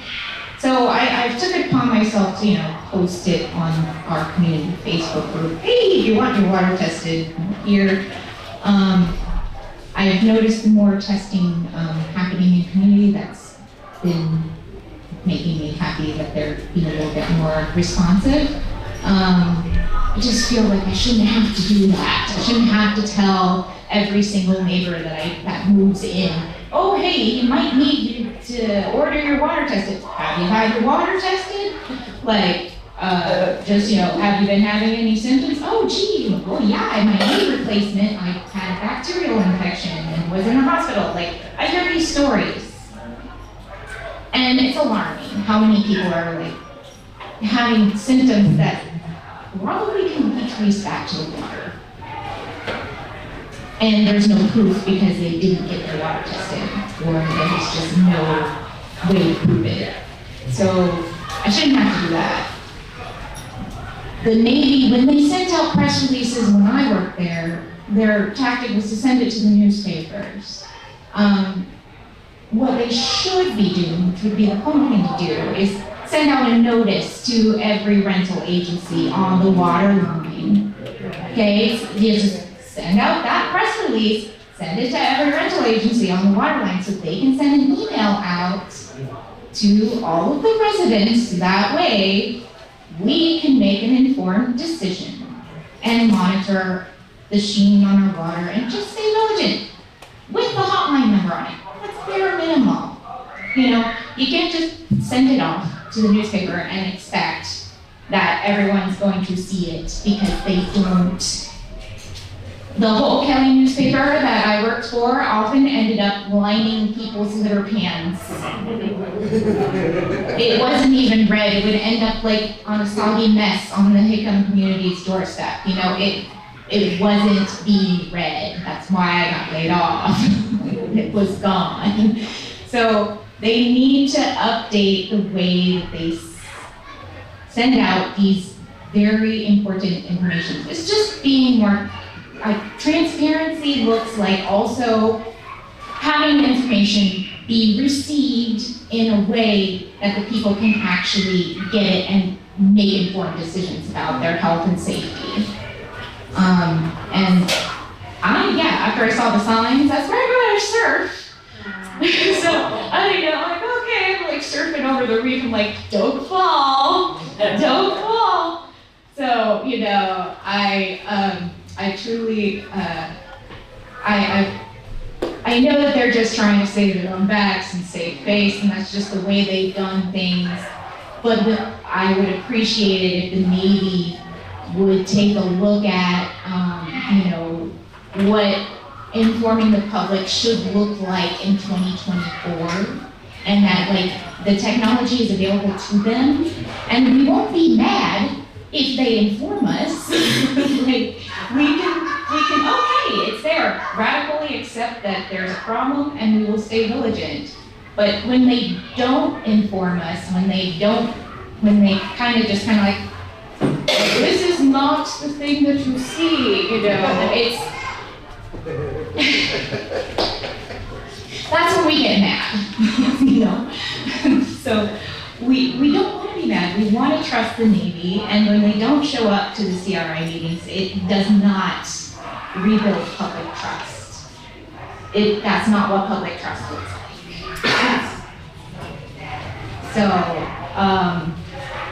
I work directly, with those folks, and I know they're good folks, and they're doing the best that they know, but they need to open up the way that they do, and listen to the people and meet us where we're at. Thank you for being here. Appreciate it.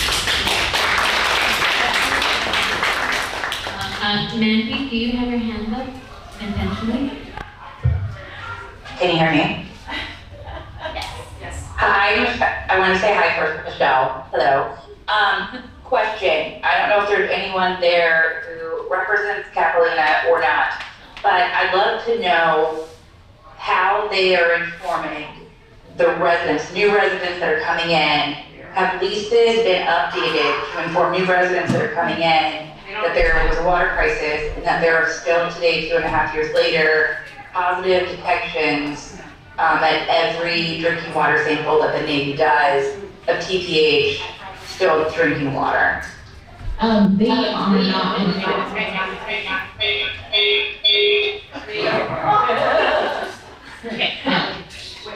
they don't have a mechanism or any way of informing, it's not on the lease, for new residents. This is why when I meet new residents, I go, hey, here's a hotline number, test your water.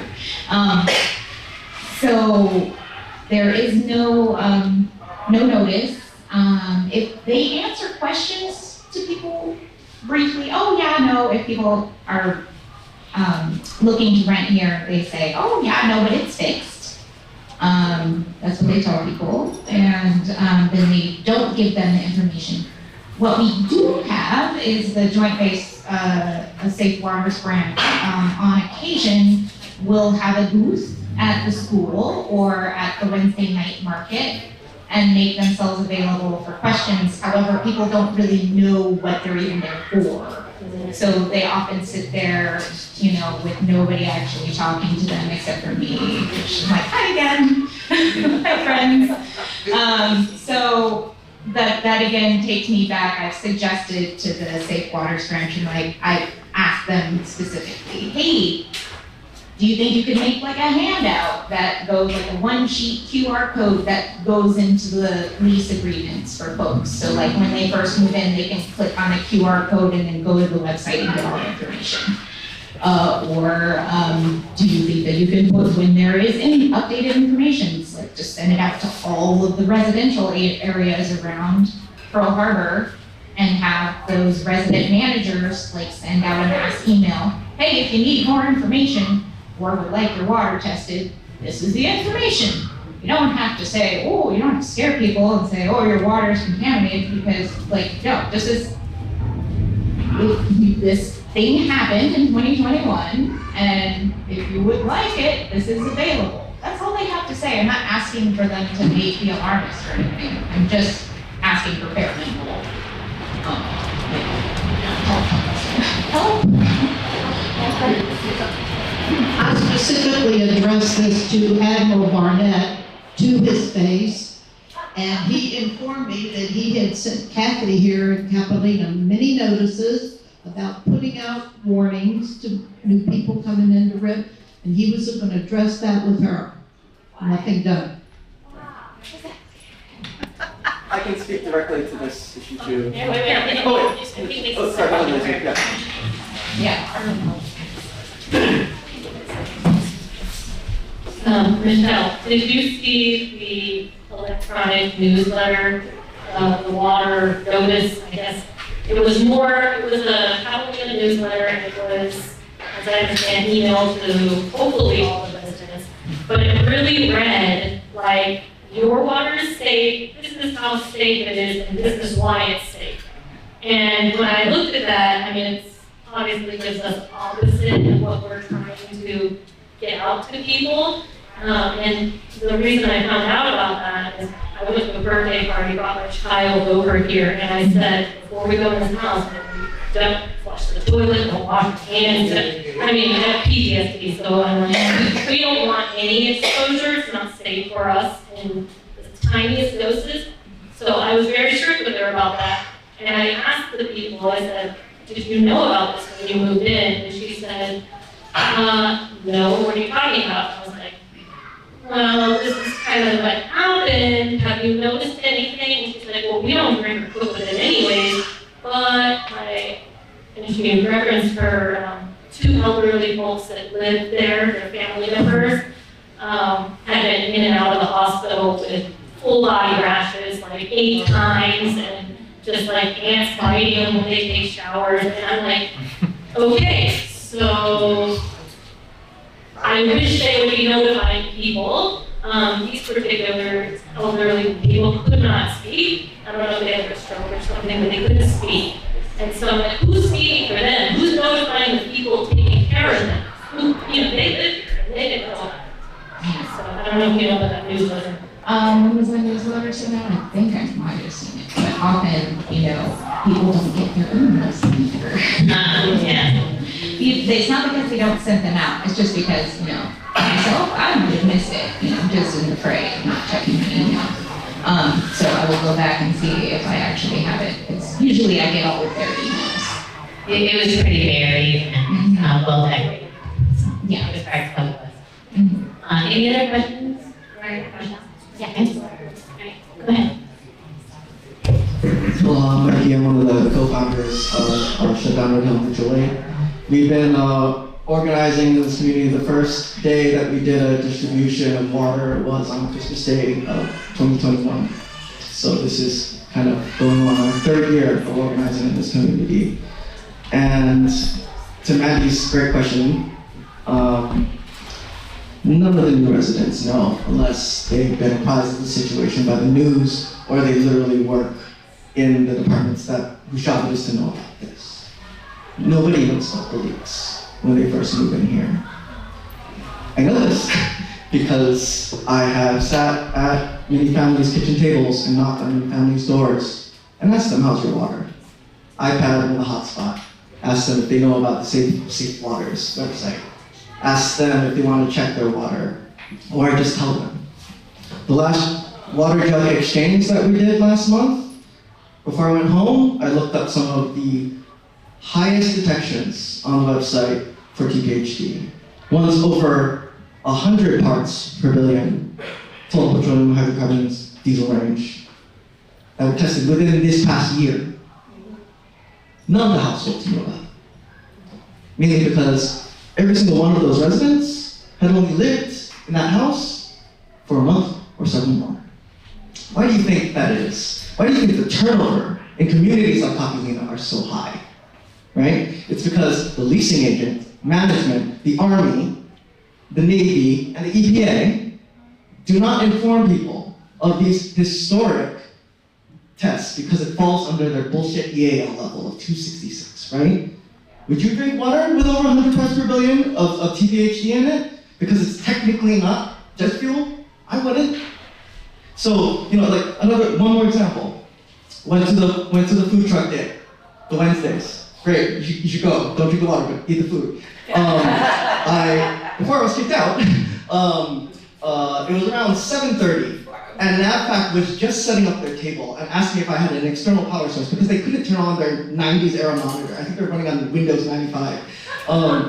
And they couldn't answer basic questions about the runaround. So I was walking around with my iPad to residents, but also to vendors, asking them if they've ever had their water tested. Many of them actually said yes. But they said, if you don't hear back from us, that means it's fine. And one of them in particular didn't hear back. Their test, which was in October, and they've just moved in, and they'd only lived there for like 3 months. This is one of the food truck vendors. Theirs was like in the high 90s. And they were furious. And they all deserve to know. So to answer Mandy's question, long way around to answering Mandy's question, nobody's telling these residents except for concerned community members and their neighbors. That's how they find out.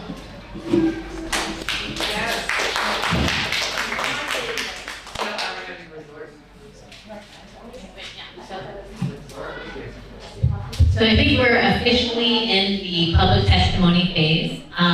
If you don't want to speak at the mic, which is fine, you can either put your question on the index card, which is in the back, or you can fill out the Google form for which there's a QR code that Rosalie will put up in a minute, and or you can put in the chat with the Zoom. And we would recognizing the time, we're technically supposed to be done at 7:30. I think it's okay if we go a little bit past that, and we'd rather have all of us have an opportunity to speak. So I guess just go ahead and line up behind the mic, and while we're doing that, I'm going to read off some questions. Unfortunately, I don't think anybody's here to be able to answer these. Let's see. What is the current status of Capilina Homes drinking water? And the current status, according to the Navy, is it's fine. But the current status, according to residents, is it is not fine. Let's see. Can the public receive an unredacted copy of the hydraulic model and tracer study, including animation link, used and referenced in the Navy's sworn team tech memo? Andrew, you're up. Can we get an unredacted copy of the hydraulic model tracer study? You can just say yes. Okay, great. Right. Okay, all right, we will we'll add that to the list of questions that we continue to email to the Aspen Navy. All right, and then we had one question about when will they drain the tank completely, and how can the community help? They are in the process of defueling the tanks and degassing them, so the liquid fuel is out. Tank 7, the gas has been released and the sludge has been scooped out. There was significantly less sludge, like orders of magnitude less than what they expected. And now they're working on tank 8. It's been degassed and they are going to start working on the desludging. And then they're going to move to the next set of tanks. I'm anticipating that they will try to do 2 tanks at once going forward, because when they did tank 7 and 8, nobody died, and so why not push it the envelope a little bit more? So we don't have an exact date of when the tank will be completely empty. They are taking it step by step and trying to work as expeditiously as possible. All right. Go ahead. Hello, hi everybody. My name is Cameron Horson. Of course, I did my dissertation for my master's in social work on the VI Act. Congressman Kahele, he introduced the VI Act where President Biden allowed for $350 million to defuel the tanks, and then $250 for something defueling the process, and then paying the military, which would be Navy, Air Force, over in that area, Army, of course, I guess all force 5 services, to give them directly. Does anybody know where that money went? Excellent question. That's a good question. That's a really good question. So here's what I did. I looked at the funding documents. There was $1 million supposed to be set aside only for Red Hill, for defueling and for closing the tank and so on. So that money came out of the NDAA in 2023. So there's a line item, and if you go through the 1,000 pages of information, there is a line item for the Red Hill tank. But if you try to get any information off of that, there isn't anything available. I submitted a FOIA request in 2023 in December, and it got lost, or somehow. So we were told early in 2024 that those FOIA requests got lost. So I submitted a new one. And just last week, I got a message back that said my FOIA request is being referred to the Red Hill Task Force.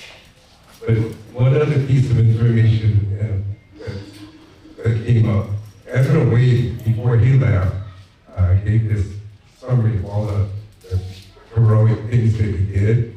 And one of the things he did was he said he spent $206 million out of the $1 billion.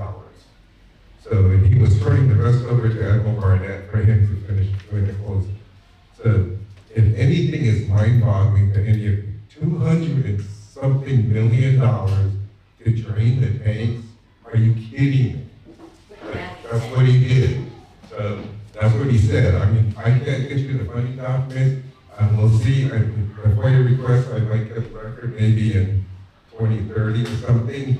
But as of right now, I have no other information. So, but if you are doing any research or any work, submit a FOIA request. The more FOIA requests you get, the more attention it gets.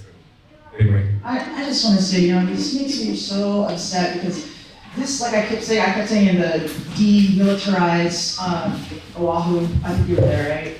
That's great. Yeah. I think we all, right, we need to all, as citizens or as residents, need to come together. I mean, this is what we can do and just pressure them, keep pressuring them. Because this would not happen in Germany. Germany has its own, they're so it's called Nazi green, this would not happen over there. They're very environmentalist conscious. And they have a Bundeswehr, they have a military to back them up. They would monitor the United States military, demand that they have inspectors come in, demand that the residents know.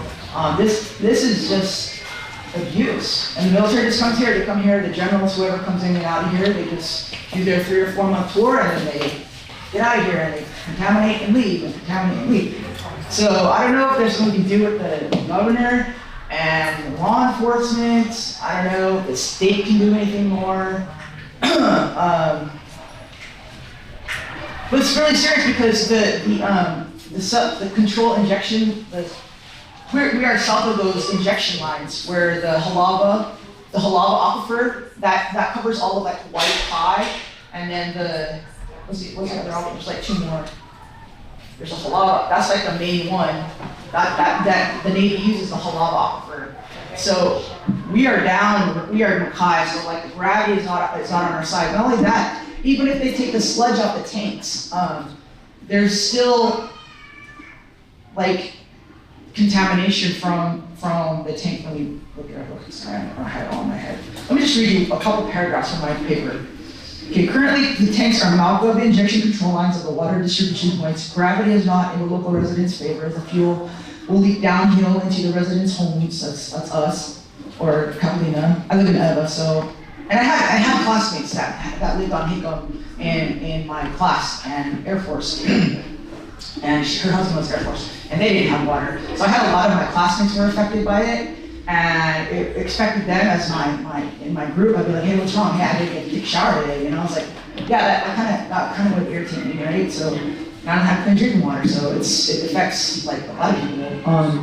Okay, let me show you. 50 gallons of water distributed per day from the sources. The tanks are within a 1.5 mile radius of the Moana Lua well and Halava shaft, directly located 100 feet above the Halava aquifer. Utilized by the Department of the Navy. The local residents from Moana Lua Valley to Hawaii Kai, 25% of Oahu receive fresh water from these sources. This is the thing, the fuel tanks are only made, there's like, how many, 200 or something, and they're really big, huge. 20 tanks. 20 tanks, right, and they're really huge. So the fuel tanks are only made of concrete with just a 1/4 inch of corroding steel liner coating. So even if we take all the fuel out of it, there's still contamination. They can just get them out of there. I don't know. And collectively, they've leaked already since World War II, right? 43. 188,000 gallons of fuel. One tank holds 12.5 million gallons of fuel and is 80 years old. So 250 feet tall and all that, and we're downhill from all that. So it's ridiculous. I don't know if we could work with HOA, maybe does this have HOA, the Catalina? No, right. Maybe we could put up flyers up, let us put flyers up on the walls or out here by the pool so people can see. I mean, if they don't care, then just put them up there anyways. Like, this is ridiculous. Like, I don't know what else. I don't really know our resolution, but just to collaborate with all these groups. Like, no, if they don't renew the military leases, get them out of here. They're not going to clean up after themselves. We don't need them here. Or if we can organize more things at the state capitol, get more people involved. I mean, Congressman Kaihele, he tried, you know, but it's like, I don't know, I'm Native American, so what the government does, they just like to throw money at the problem, right? Like here, we killed all your people, we killed your crops, we killed all your land, we took your water, we mined and contaminated your lands and your waters and your plants. Here's $1 million, go away, you know. That's what they're gonna keep doing. Yeah. It's all about the money, it's all about them coming here, getting their promotion, getting their, you know, getting their, what's it called, officer report, OER. So, and then go somewhere else and destroy somebody else's land, so I really don't know. Oh yeah, one last thing, the Vaikai, isn't that fresh water? It's not. Yes, it's fresh water. I'm like, why do we have a surfing, we have surfing. We need for free. A fresh water being used for, it's just ridiculous, and who approves all this? Like, there are permits, but the Wi-Fi, when it was first built, was approved by both the city and county of Honolulu and also the, that's just ridiculous. They just want to make money. Maybe they bribe the lawmakers, I don't know. But it's just ridiculous. There's a lot of issues, and it's just it's very, it's hard to me, and I don't know what the solution is, but I know it wouldn't happen in Germany. Like, we would have been kicked out and deported, and we didn't clean up. They had an inspector, and we feel the pressure from our officers, like, you clean up your stuff, stay here, clean up the concentrated water, clean up the bullets, everything. We're not leaving until this place is clean, you know? So, what happened here? Thank you very much, and we will add your question to the list. We want a breakdown of how the money's been spent so far. How much is there? How did it spend? Yeah. Okay, additional testimony? Go ahead. Aloha, hi you guys, aloha mai kako. I'm Dee Davian Momilan Thomas. So anyways, I lived on Pearl City Peninsula, Navy housing for now 9 years. We still do not use our tap water, except very carefully, cold wash laundry with Amazon filters. So that's pretty much 32 months. We haven't been using our tap water. And we gotta keep on getting bottled waters.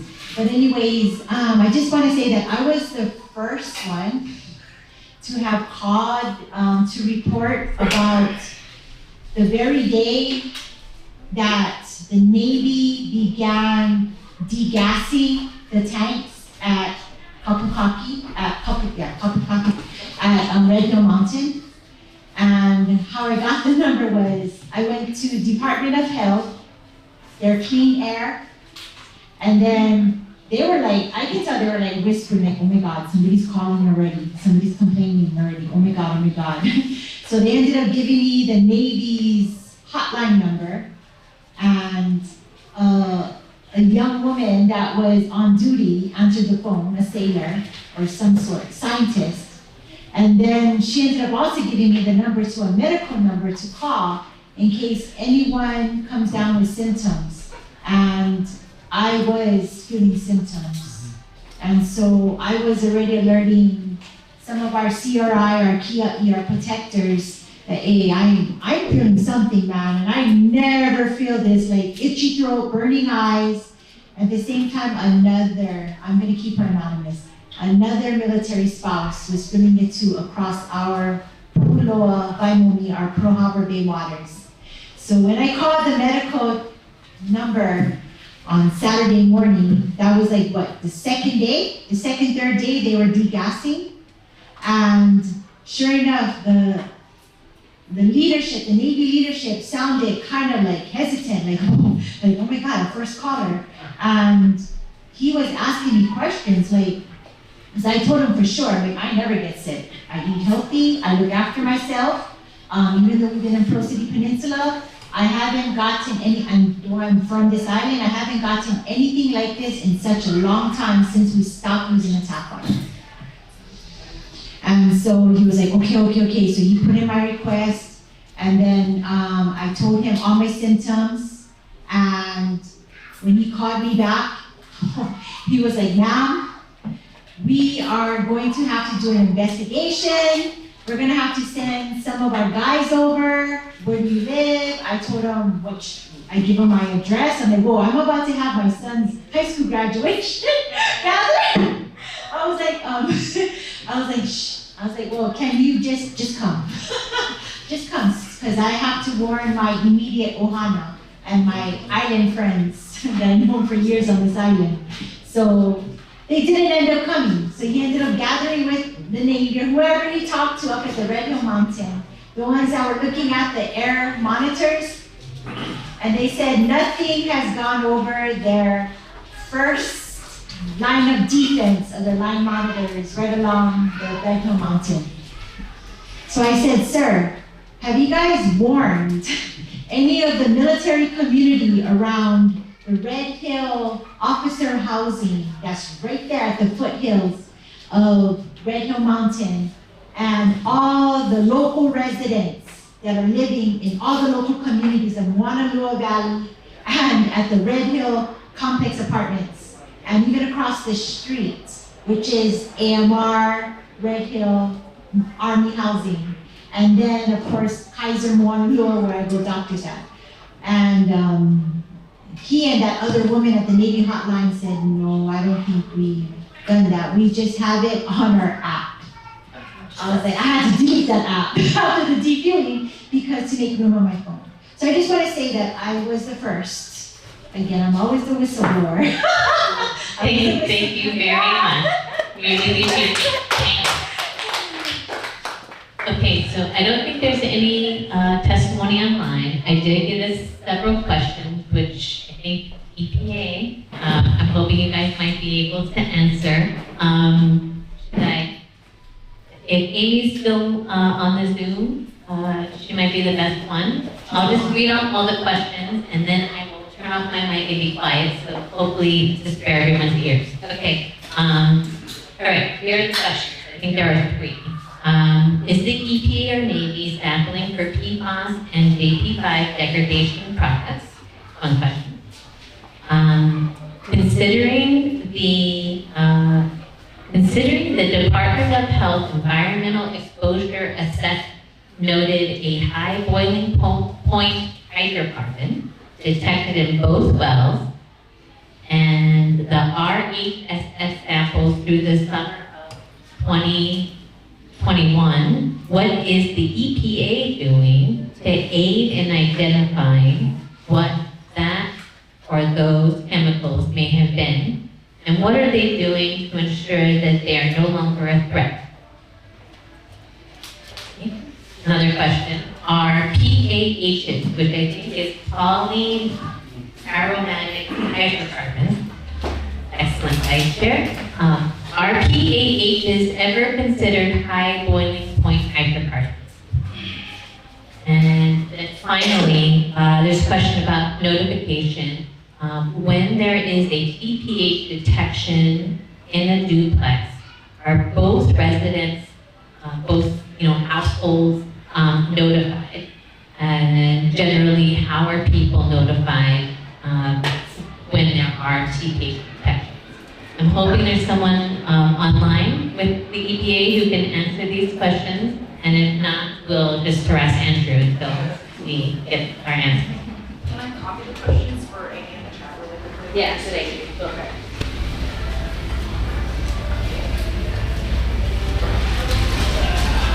Amy, give us 1 second, hold on. We're also gonna copy it in the chat so you can read it, but just want to say. And also tell Amy thank you for staying up so late for us. And Roy says thank you for staying up so late. So I'm gonna change the output in a second and then you can speak, so anytime you're ready.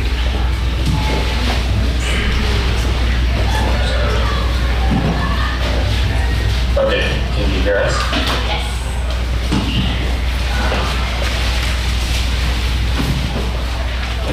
Yeah? Yes. I think that's it, okay.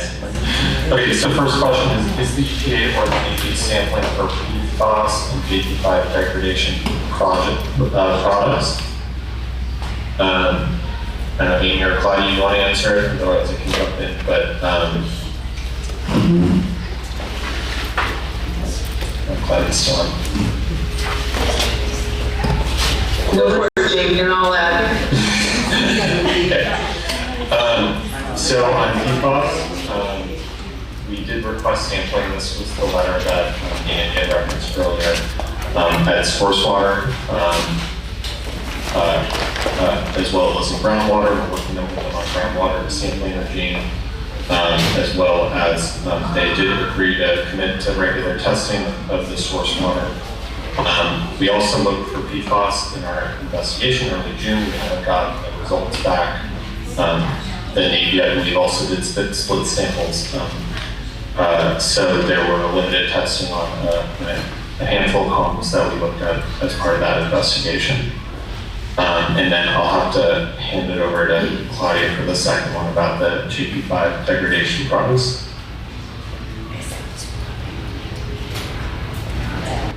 I think by degradation, we could be referring to like any of the chlorine interactions.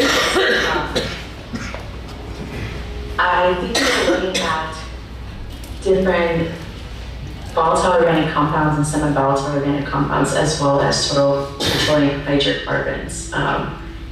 These are specific constituents I don't believe we're looking at degradation of products if you mean like any chlorine byproduct. I'm not sure what that degradation products means.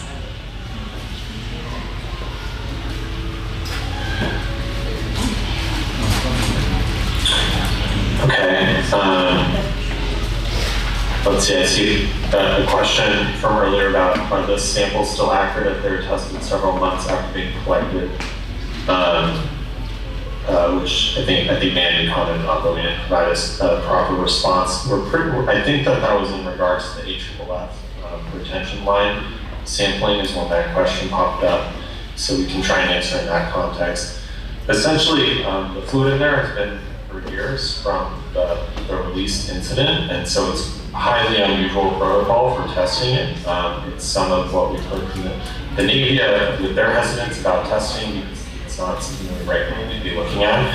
But it is a diagnostic process, and so we're asking them to do the best in collecting that data, even if it's past some of what we might think of as conventional hold times, because any data is better than no data, but it is a challenge, will be a challenge with trying to test for this fluid that has been in the AFFF retention line and then held as a sample for several months.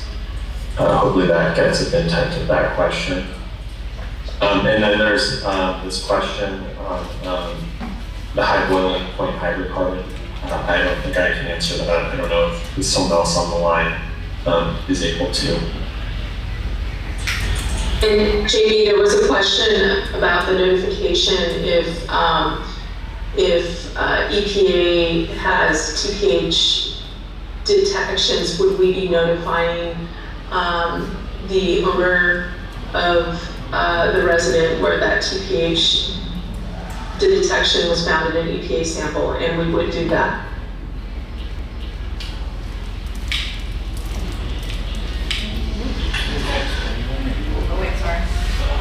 This other longer multi-point question, I think we'll just have to take back and provide it in writing to Catherine, unless someone else wants to chime in.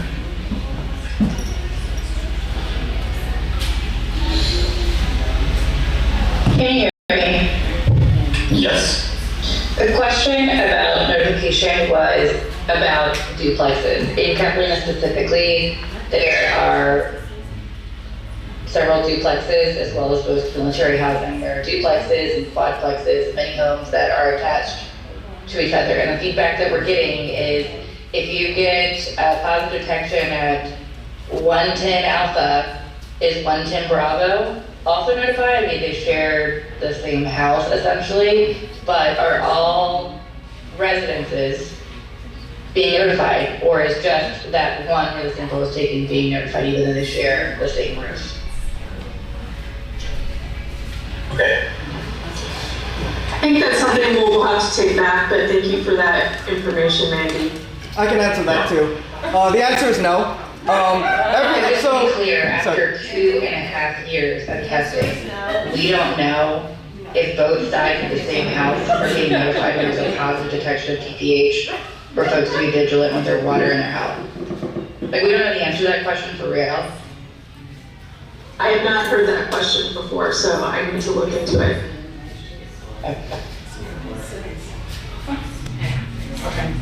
Okay. Yeah, I mean, it's just, God, it's really frustrating in addition to the amount of time that has passed. The fact that you guys are like salaried employees of the federal government, like I'm not getting paid we're not getting paid to do this. And we know more about the in-community situation than you all do, and it's literally your job to know.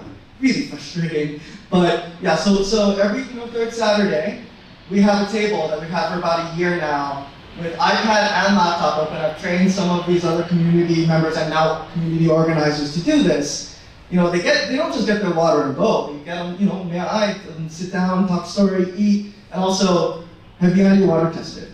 And then we look and we show them how to do it if you have time, and then we look.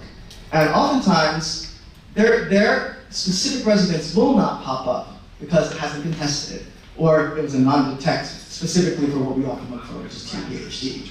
But what I do next is I just delete the alpha beta, whatever unit number they are, I just take out one unit and I look for their neighbors. And more often than not, like I would say like 60 to 70% of the time, in a duplex or right next door to them is someone who has a high positive detection. And they have no idea. And they know their neighbors. And their neighbors don't know. So the answer is definitely no, because this is more than anecdotal. This is like hundreds of people over the past 3 years. So yeah, you do that one.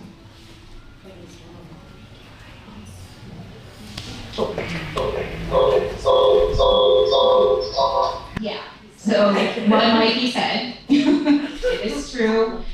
I've been volunteering, and this is the truth. I live in a duplex myself, so this is the truth.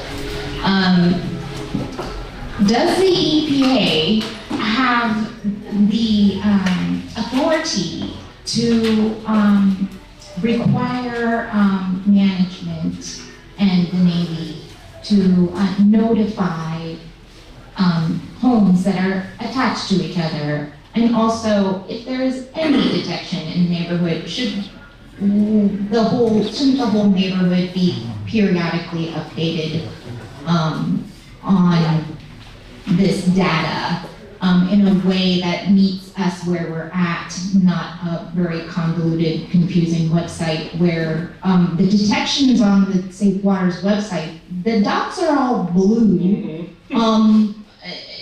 even if there is a positive detection. And psychology and blue, I'm like, oh, that's safe. And Mikey's like, no, actually there's a detection there. I'm like, oh.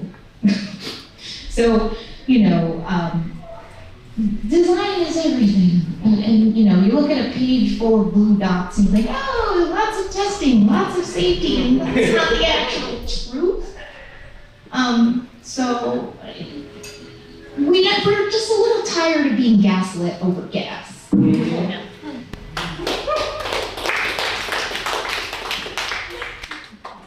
I would just ask if the Environmental Protection Agency has any power or authority to help us out, help us feel more safe in our homes. Really appreciate that. Thank you. Thank you, Michelle. We learned at a CRI meeting maybe 2 or 3 months ago from the Department of Health that the authorization under the Safe Drinking Water Act for notification is very strict and narrow. And so we are in a situation where the unknown contaminants that we're dealing with are slipping through the gap in what is required to be shared with required notification. So, but yeah, we would like for us to stop striving for the minimum compliance with the law and strive for actually protecting public health. We're working on it. We're getting it. Okay. Yeah, go ahead. Department of Health and the state, I just thought of one more thing. Capitolina is now putting Section 8 into our empty homes, and I can guarantee they are not being told about the water, and shame on the state and the city and whoever is paying $5,500 a month for Section 8 in this community, and I'm sure they don't know about the bad water. Thank you.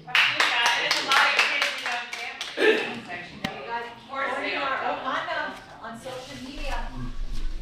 Okay, all right. Thank you very much for this. Sorry, go ahead. I have a couple follow-up questions to what Michelle asked, which was beyond just minimum requirements for notifying people, is there any power that the EPA has to issue just like an advisory warning to, private real estate and property managers for every Red Hill affected site, to give people kind of the historical context of the area and also detections within the past year, regardless of whether they meet the environmental actionable levels? Is that within the EPA's power or any state or federal agency's power to just issue a public notice with an advisory from a body that's actually respected, like the EPA, so that if property managers like Capitolina Management, Greystar, or any other of these terrible property management companies can at least be put on notice that they are working, maybe not in direct violation of EPA compliance measures, but in direct violation of an advisory message at the very least.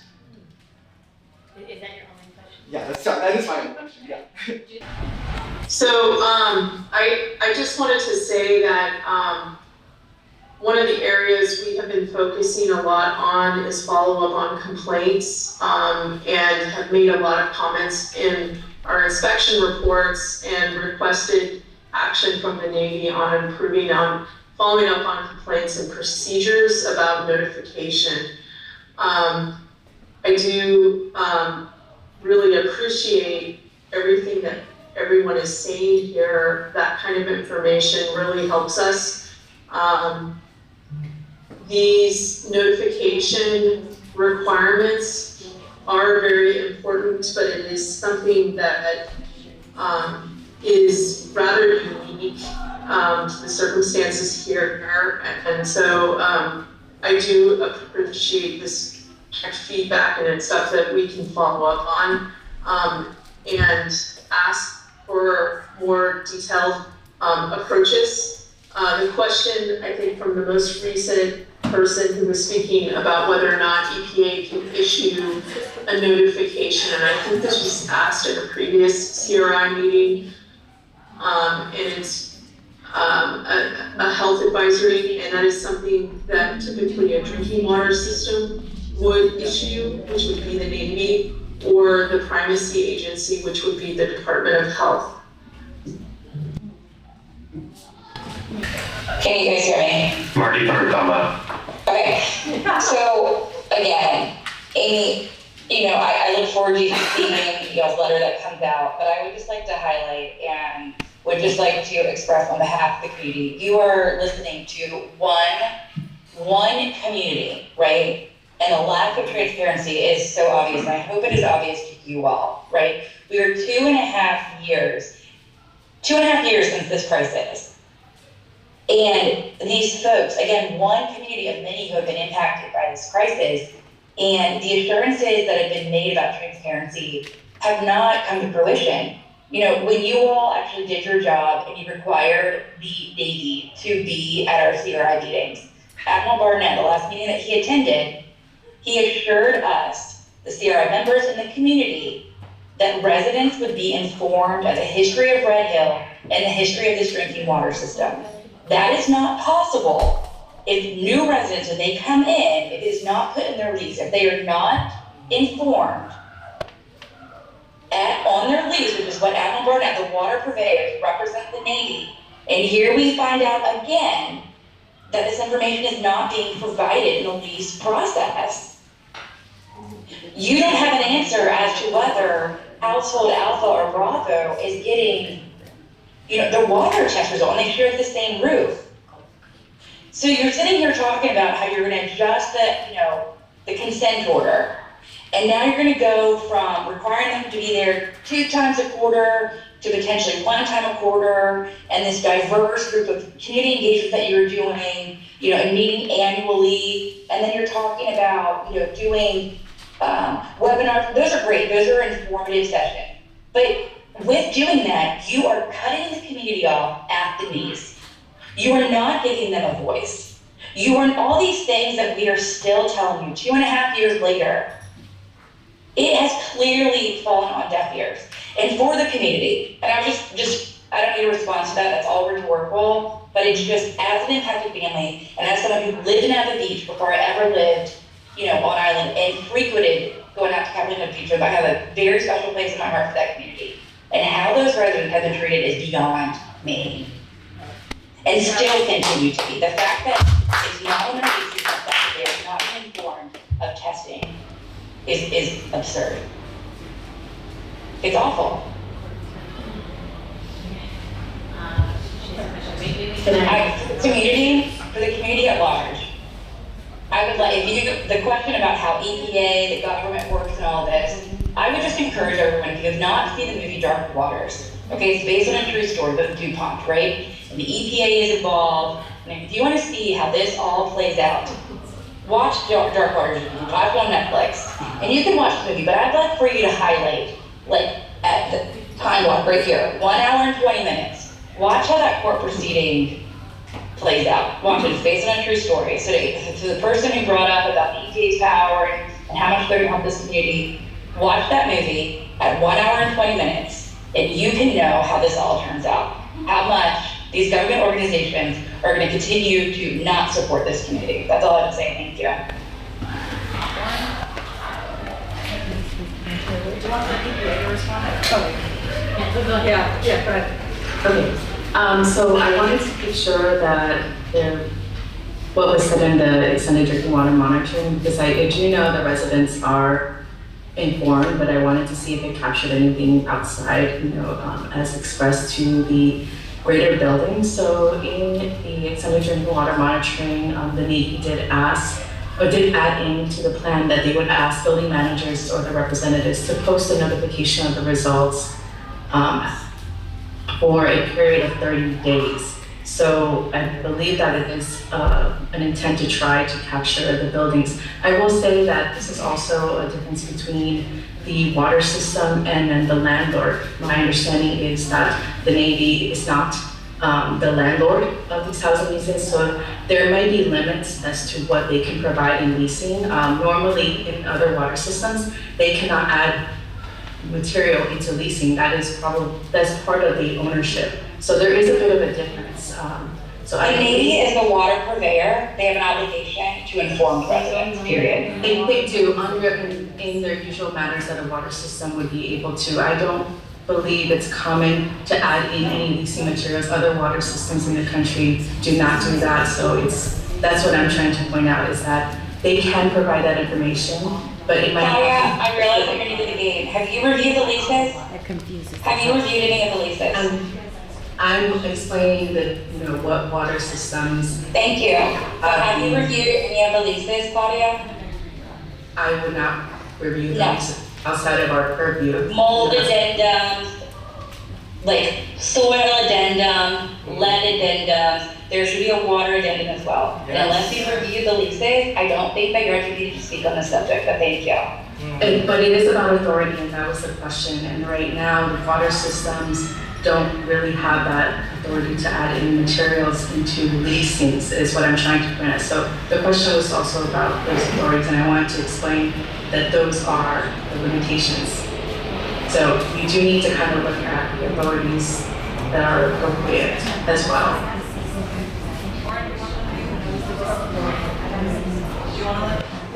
Okay, so things are getting exciting now. We are down to T-minus 10 minutes. We've got 2 people who want to testify and Susan has a question. So go quick, and we'll do you 2 quick, and then we all have to carry the food out and eat in the park. Okay. Go for it. Okay, Jamie, we have 371 questions that we have posed to the Navy, and only 78 answered to satisfaction from the CRI. Jamie, you said you would be in contact with the Navy to ask them to at least answer our questions if they don't have the courage to show up in person. What's being done about that?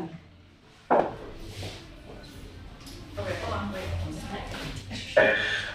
Yes, I promised last time to follow up. Nothing happened. We elevated it in the conversation. I know I'm sorry I don't have a discrete response right now, but we have brought it up to a higher level with folks that we're dealing with. There's been some early suggestion that they're willing to provide responses, but I don't have a specific time frame. I promise I'll follow up with that as quickly as we can. I know the last response was provided in mid-May, which was really 2 months ago at this point. So EPA does expect them to continue providing written responses, and we will follow up with that. Okay, good. Hi, I'm Stephanie Wagner. My mom is Peggy. She spoke earlier. I lived here. I got here in December 2020 from New York City, and living through COVID hell there. Then came here for reprieve and started getting sick January 2021 as soon as I got here. So we all know the dates are not correct, as the Navy said. But back to the lease and what Catalina is telling everybody. Not that we'll ever get an honest answer, but they house their own employees in this neighborhood. There are Greystar and Catalina management people that live in these houses. And I would be very interested in what they tell them, if anything, And it either shows they don't care, not that I'm overly concerned about their employees at all, because they're not concerned about us, but if they're putting their own people in here, it shows that they don't care at all, or they're just in complete denial, and neither of that is okay. So the lack of compassion and care and ethics and morals to their own employees isn't there if they're housing them in these houses with dirty water. And it shows that the rest of us must just be really low on the totem pole. But I'd be really interested to see what they say, if anything, to their own people, and if any of their own people have gotten sick because they're living here too. Just a thought I had. Thank you. I just wanted to make a comment to the EPA about irrigation. We, here are on Navy land. Catalina is in charge of our rentals. The Navy's in charge of our water, of the pipes that run into our houses. And since this has been going on, it's been back and forth between them. It's like pass the buck, but nobody wants to answer any questions. Yeah. Or do anything about it. When you call, they say it's the Navy's water, it's the Navy's pipes, it's the Navy's problem. But then when you address the Navy, you get no answers or talk to management. You know, so who are we supposed to go to? Yeah. It's always back and forth. Who are we supposed to talk to? Yeah.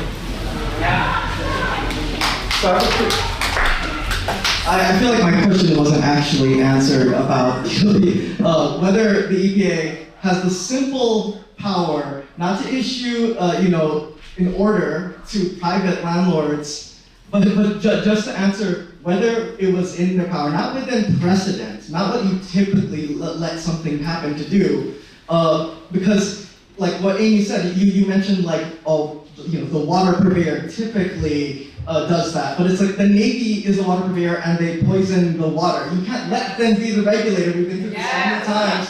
It's like the fox guard in the hen house and then the fox detective being hired to investigate the chicken run. It doesn't make any sense. You are the federal regulator of the environment. You have the power to issue an advisory or even a freaking press release or something. Just to show where the EPA stands concretely on this issue, and so that new residents can actually have just a public document available to be sent to them. Thank you, Mikey. Okay, 1 minute, I'm serious. So Sunday, November 28th is when we found out about the water for all of us in 2021. Then November 29th, I sent out an email to our Hunt, Ohana housing landlord and property manager, including all those admirals and captains that were part of the cover-up, which we didn't know at the time. That was at Navy Region, Hawaii. And I got a reply back, which I still have that email, from our Hunt Housing or Pearl City Peninsula property manager. And she gave me a lengthy, basically saying that Hunt, Ohana, has no jurisdiction to the water line. And then when I was starting to collect water for the residents by early December 2021 for University of Hawaii scientists, because we didn't trust the Navy, we didn't call the Navy white. And I went last chance to our housing landlord, and they again looked me in the eye. We can't do nothing. We have no jurisdiction. I'm like, where's your aloha in action? I'm like, I'm about to go to the media and exploit this. And that's what I did. Thank you. Okay, we have 2 announcements I'd like to make. Tara has an announcement related to the health advisory, if she's online. I am going to just do a really quick announcement. The Red Hill Health Registry through the University of Hawaii are just wanting to give some updates. There is a couple of jobs that are posted. And so if you could just go to the first slide here, we are hiring for the Director of Marketing and Communications. If you scan that QR code, it'll take you to the job posting. Basically, this role involves designing and implementing comprehensive marketing strategies, collaborating with various UH system units, and managing the registry's online presence and media engagement. Candidates should possess a bachelor's degree in a related field and have at least 3 years of professional experience in marketing, communications, or health policy initiatives. If you're interested or have questions, scanning that QR code will take you exactly where you need to go. And then the next slide is there is a position that's posted to hire up to 3 grad assistants or graduate assistant students in public health to support the Thompson School of Social Work and Public Health. The GAs will assist with research, distributive tasks, and collaborate with partners across the university, including with John A. Burns School of Medicine and University Health Partners of Hawaii. Responsibilities include preparing IRB materials, developing study procedures, writing abstracts and reports, conducting literature reviews, and attending meetings. The minimum qualifications include being a classified degree-seeking student in a related field with a GPA of 3.0 or above, proficiency in Microsoft Office, experience with quantitative data collection and analysis, and strong communication skills.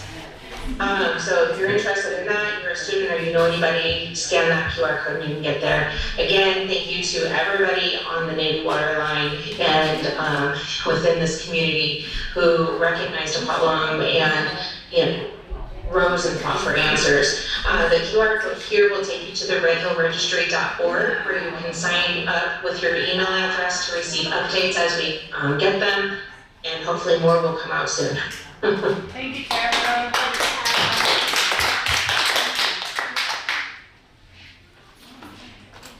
Okay, thank you very much. This shall be known as the Echo episode of CRI.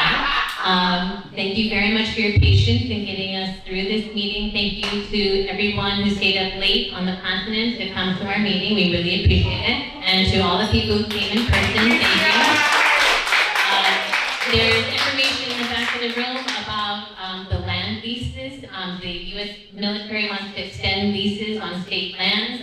Please submit comments. I think experience that Capilano residents are having is something that all Oahu residents should be aware of, because it's part of what it means to have an economy based on the debt toll of the U.S. military. Okay, thank you very much. Next meeting is August 15th at Windward Community College. Thank you.